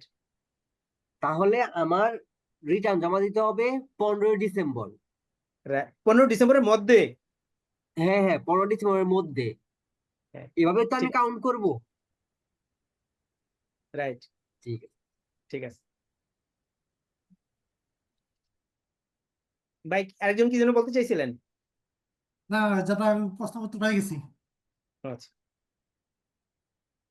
স্যার, তো এই যে বিনিয়োগ জনিত যে কর রেয়াত, এটা একটু আবার বলা যায়? হ্যাঁ অবশ্যই। ধরেন আপনি নিজেই ট্যাক্স পেয়ার, আপনার এই বছরে, এই গত অর্থ বছরে, না এই বছরে দেখাই, এই বছরে প্রত্যেক মাসে বেতন পাচ্ছেন আপনি 1 লাখ টাকা করে। তো 1 লাখ টাকা করে 12 মাসে 12 লাখ টাকা, ধরেন আরো 2টা বোনাস পাইছেন, আরো 2 লাখ টাকা, 14 লাখ টাকা। এই 14 লাখের মধ্যে আপনি চাকরি করে 14 লাখের মধ্যে 2 লাখ না, রাউন্ড করলাম 3 লাখ টাকা, আরো বোনাস ইনসেন্টিভ সহ 3 লাখ, 15 লাখ টাকা আপনি ইনকাম করছেন। এই 15 লাখের মধ্যে যদি আপনি কোনো একটা অ্যামাউন্ট যেই খাতগুলো দিয়ে দিছে এই খাতের মধ্যে হয় দান করেন অথবা ব্যাংকে রাখেন, যদি এগুলো ওই একটা নির্দিষ্ট অ্যামাউন্ট পর্যন্ত আপনি এই বিনিয়োগটা করেন তাহলে আপনি একটা সুবিধা পাবেন। কি সুবিধা? ট্যাক্সের সুবিধা। আপনাকে ট্যাক্স কম দিতে হবে। ধরেন আপনি একটা সঞ্চয়পত্র কিনছেন 5 লাখ টাকা দিয়ে, কিনে রেখে দিছেন। তো এখন এই ক্যালকুলেশনটা করার সময় 5 লাখ টাকা আপনি ইনভেস্টমেন্ট হয়েছে, এখন ট্যাক্স যখন কম্পিটিশন করবে দেখবে আপনার ইনভেস্টমেন্ট কত আছে, তা 5 লাখ টাকা। ওকে, 5 লাখ টাকার 15% আসে, অ্যাকচুয়াল ইনভেস্টমেন্টের 15% বলছে 75,000 টাকা। আরেকভাবে ক্যালকুলেশন করবে ট্যাক্সেবল ইনকাম। তো ট্যাক্সেবল ইনকাম আপনার কত হইলো? 15 লাখ টাকা থেকে আইনে একটু ষষ্ঠ তফসিল অনুযায়ী বলে দিছে মোট ইনকামের 1/3 অথবা 5 লাখ টাকা সর্বোচ্চ, এই দুইটার মধ্যে যেটা ছোট সেই সুবিধাটা পাবে। তো 1/3 ও 5 লাখ টাকা, সর্বোচ্চ 5 লাখ টাকা, এটা অব্যাহতি পাবেন, এটা অব্যাহতি পাবে, এটা ট্যাক্সেবলের মধ্যে পড়বে না, এটা ট্যাক্স ফ্রি। তাহলে 10 লাখ টাকা, এই 10 লাখ টাকার 3% 30,000 টাকা। আর আছে আরেকটা অপশন আছে 10 লাখ টাকা। তো 10 লাখ টাকা বাদ, 10 লাখ টাকার সুবিধা আসলে পাওয়া সম্ভব না। তাহলে হয় 75,000 টাকা আমি প্রকৃত বিনিয়োগের উপর রেয়াতি সুবিধা পাবো, অথবা 30,000 টাকা পাবো। দুইটার মধ্যে যেটা ছোট সেটা পাবো। ছোট 30,000 টাকা, আমি এই 30,000 টাকা কি আমি সুবিধা পাবো। আমার 15 লাখ টাকা ইনকাম করে আমার যদি 1 লাখ টাকা ট্যাক্স আসে তাহলে এই 30,000 টাকা বাদ চলে যাবে, বাদ গিয়ে 70,000 টাকা আমাকে ট্যাক্স দিতে হবে। এই সুবিধাটা আমি 30,000 টাকা কিন্তু আমি সুবিধা পাইলাম। এটাকেই বলে যে ইনভেস্টমেন্ট ফ্যাসিলিটিস। জি ধন্যবাদ। আচ্ছা, আর একটা কোশ্চেন, সেটা হচ্ছে খুব বেসিক একটা জিনিস। ওই যে সম্পূরক শুল্ক, তারপর হচ্ছে কি কাস্টমারি যেটা ডিউটি, এটা একটু ওভারভিউ করা যায় অল্প করে? এটা মানে আমার ক্লিয়ার ধারণা নেই। আচ্ছা, ওটা ব্যতিক্রম জিনিস, এটা ট্যাক্সের সাথে সম্পৃক্ত না, এটা ব্যাটের সাথে সম্পৃক্ত। কাস্টমস ডিউটি হলো আমরা যখন আমদানি করে কোনো পণ্য আনি ওটার উপর কাস্টমস ডিউটি দিতে হয়, যেখানে যেখানে প্রযোজ্য। হ্যাঁ, ওটা 0% থেকে 25% পর্যন্ত সর্বোচ্চ ডিউটি আছে। অ্যাসেসেবল ভ্যালুর উপর এই কাস্টমস ডিউটি নির্ধারণ হয়। এই কাস্টমস ডিউটির পরে হচ্ছে আরেকটা আছে রেগুলেটরি ডিউটি, তারপরে হলো সম্পূরক শুল্ক। হ্যাঁ, এটা সাপ্লিমেন্টারি ডিউটি। এটা বেসিক্যালি মানে লাক্সারিয়াস যে প্রোডাক্ট সেগুলোর উপর ইমপ্লিমেন্ট হয়। যেমন সিগারেট প্রয়োজনীয় না, এটা অপ্রয়োজনীয়, খাইলে ক্ষতি করে। হ্যাঁ, গাড়ির উপর 500% ডিউটি। একটা প্রাইভেট কার যদি আনেন সম্পূরক শুল্ক দিতে হয় 500 টাকা, যে গাড়িটার দাম 1 লাখ টাকা ডিউটি দিতে হবে 5 লাখ টাকা। এগুলো লাক্সারিয়াস প্রোডাক্ট এবং যেটা হলো ক্ষতিকর ওই সমস্ত প্রোডাক্টের উপর সম্পূরক শুল্ক আরোপ করে। তারপর ধরেন মদের উপরে সম্পূরক শুল্ক আরোপ করে, সিগারেটের উপরে সম্পূরক শুল্ক আরোপ করে। এটা ওই কি সেলস যে প্রোডাক্ট ওই প্রাইসের উপর হয়। আমদানির ক্ষেত্রে একরকম আর বিক্রয়ের ক্ষেত্রে একরকম। সিগারেটের উপর যে এমআরপি তার উপর ডিরেক্ট সম্পূরক শুল্ক হয়, আর আমদানির ক্ষেত্রে ক্যালকুলেশনটা একটু ভিন্ন। জি, অসংখ্য ধন্যবাদ স্যার। ধন্যবাদ। তো এভরিবডি, সবাইকে অশেষ ধন্যবাদ। আজকের জন্য শুভরাত্রি। আর ক্লাস রেকর্ড কালকে দিব, এটা বেশ প্রসেস করতে হয়, প্রসেস করে তারপরে দিতে হবে। জি দাদা, জি যে দুঃখিত আমি হ্যান্ড রাইজ করতে পারতেছি না আমার ইয়া থেকে আর কি, বলেন বলেন, যার জন্য। অসুবিধা নেই, বলেন। হ্যাঁ জি, আচ্ছা আমার ইয়াটা হচ্ছে যে 15 জুলাই 2022 সালে টিন ক্রিয়েট করছে, সে টিন রেজিস্ট্রেশন করছে। এখন তার 3টা ইনকাম ইয়ার অতিক্রম হয়ে গেছে। আমি যদি ধরি 24-25-এ অতিক্রম হয়ে গেছে, একদিন 2 দিন হলো অতিক্রম হয়েছে। হয়ে গেছে এখন এই ক্ষেত্রে তার টিন রিটার্ন সাবমিট করার জন্য মানে প্রসেসটা কি হবে?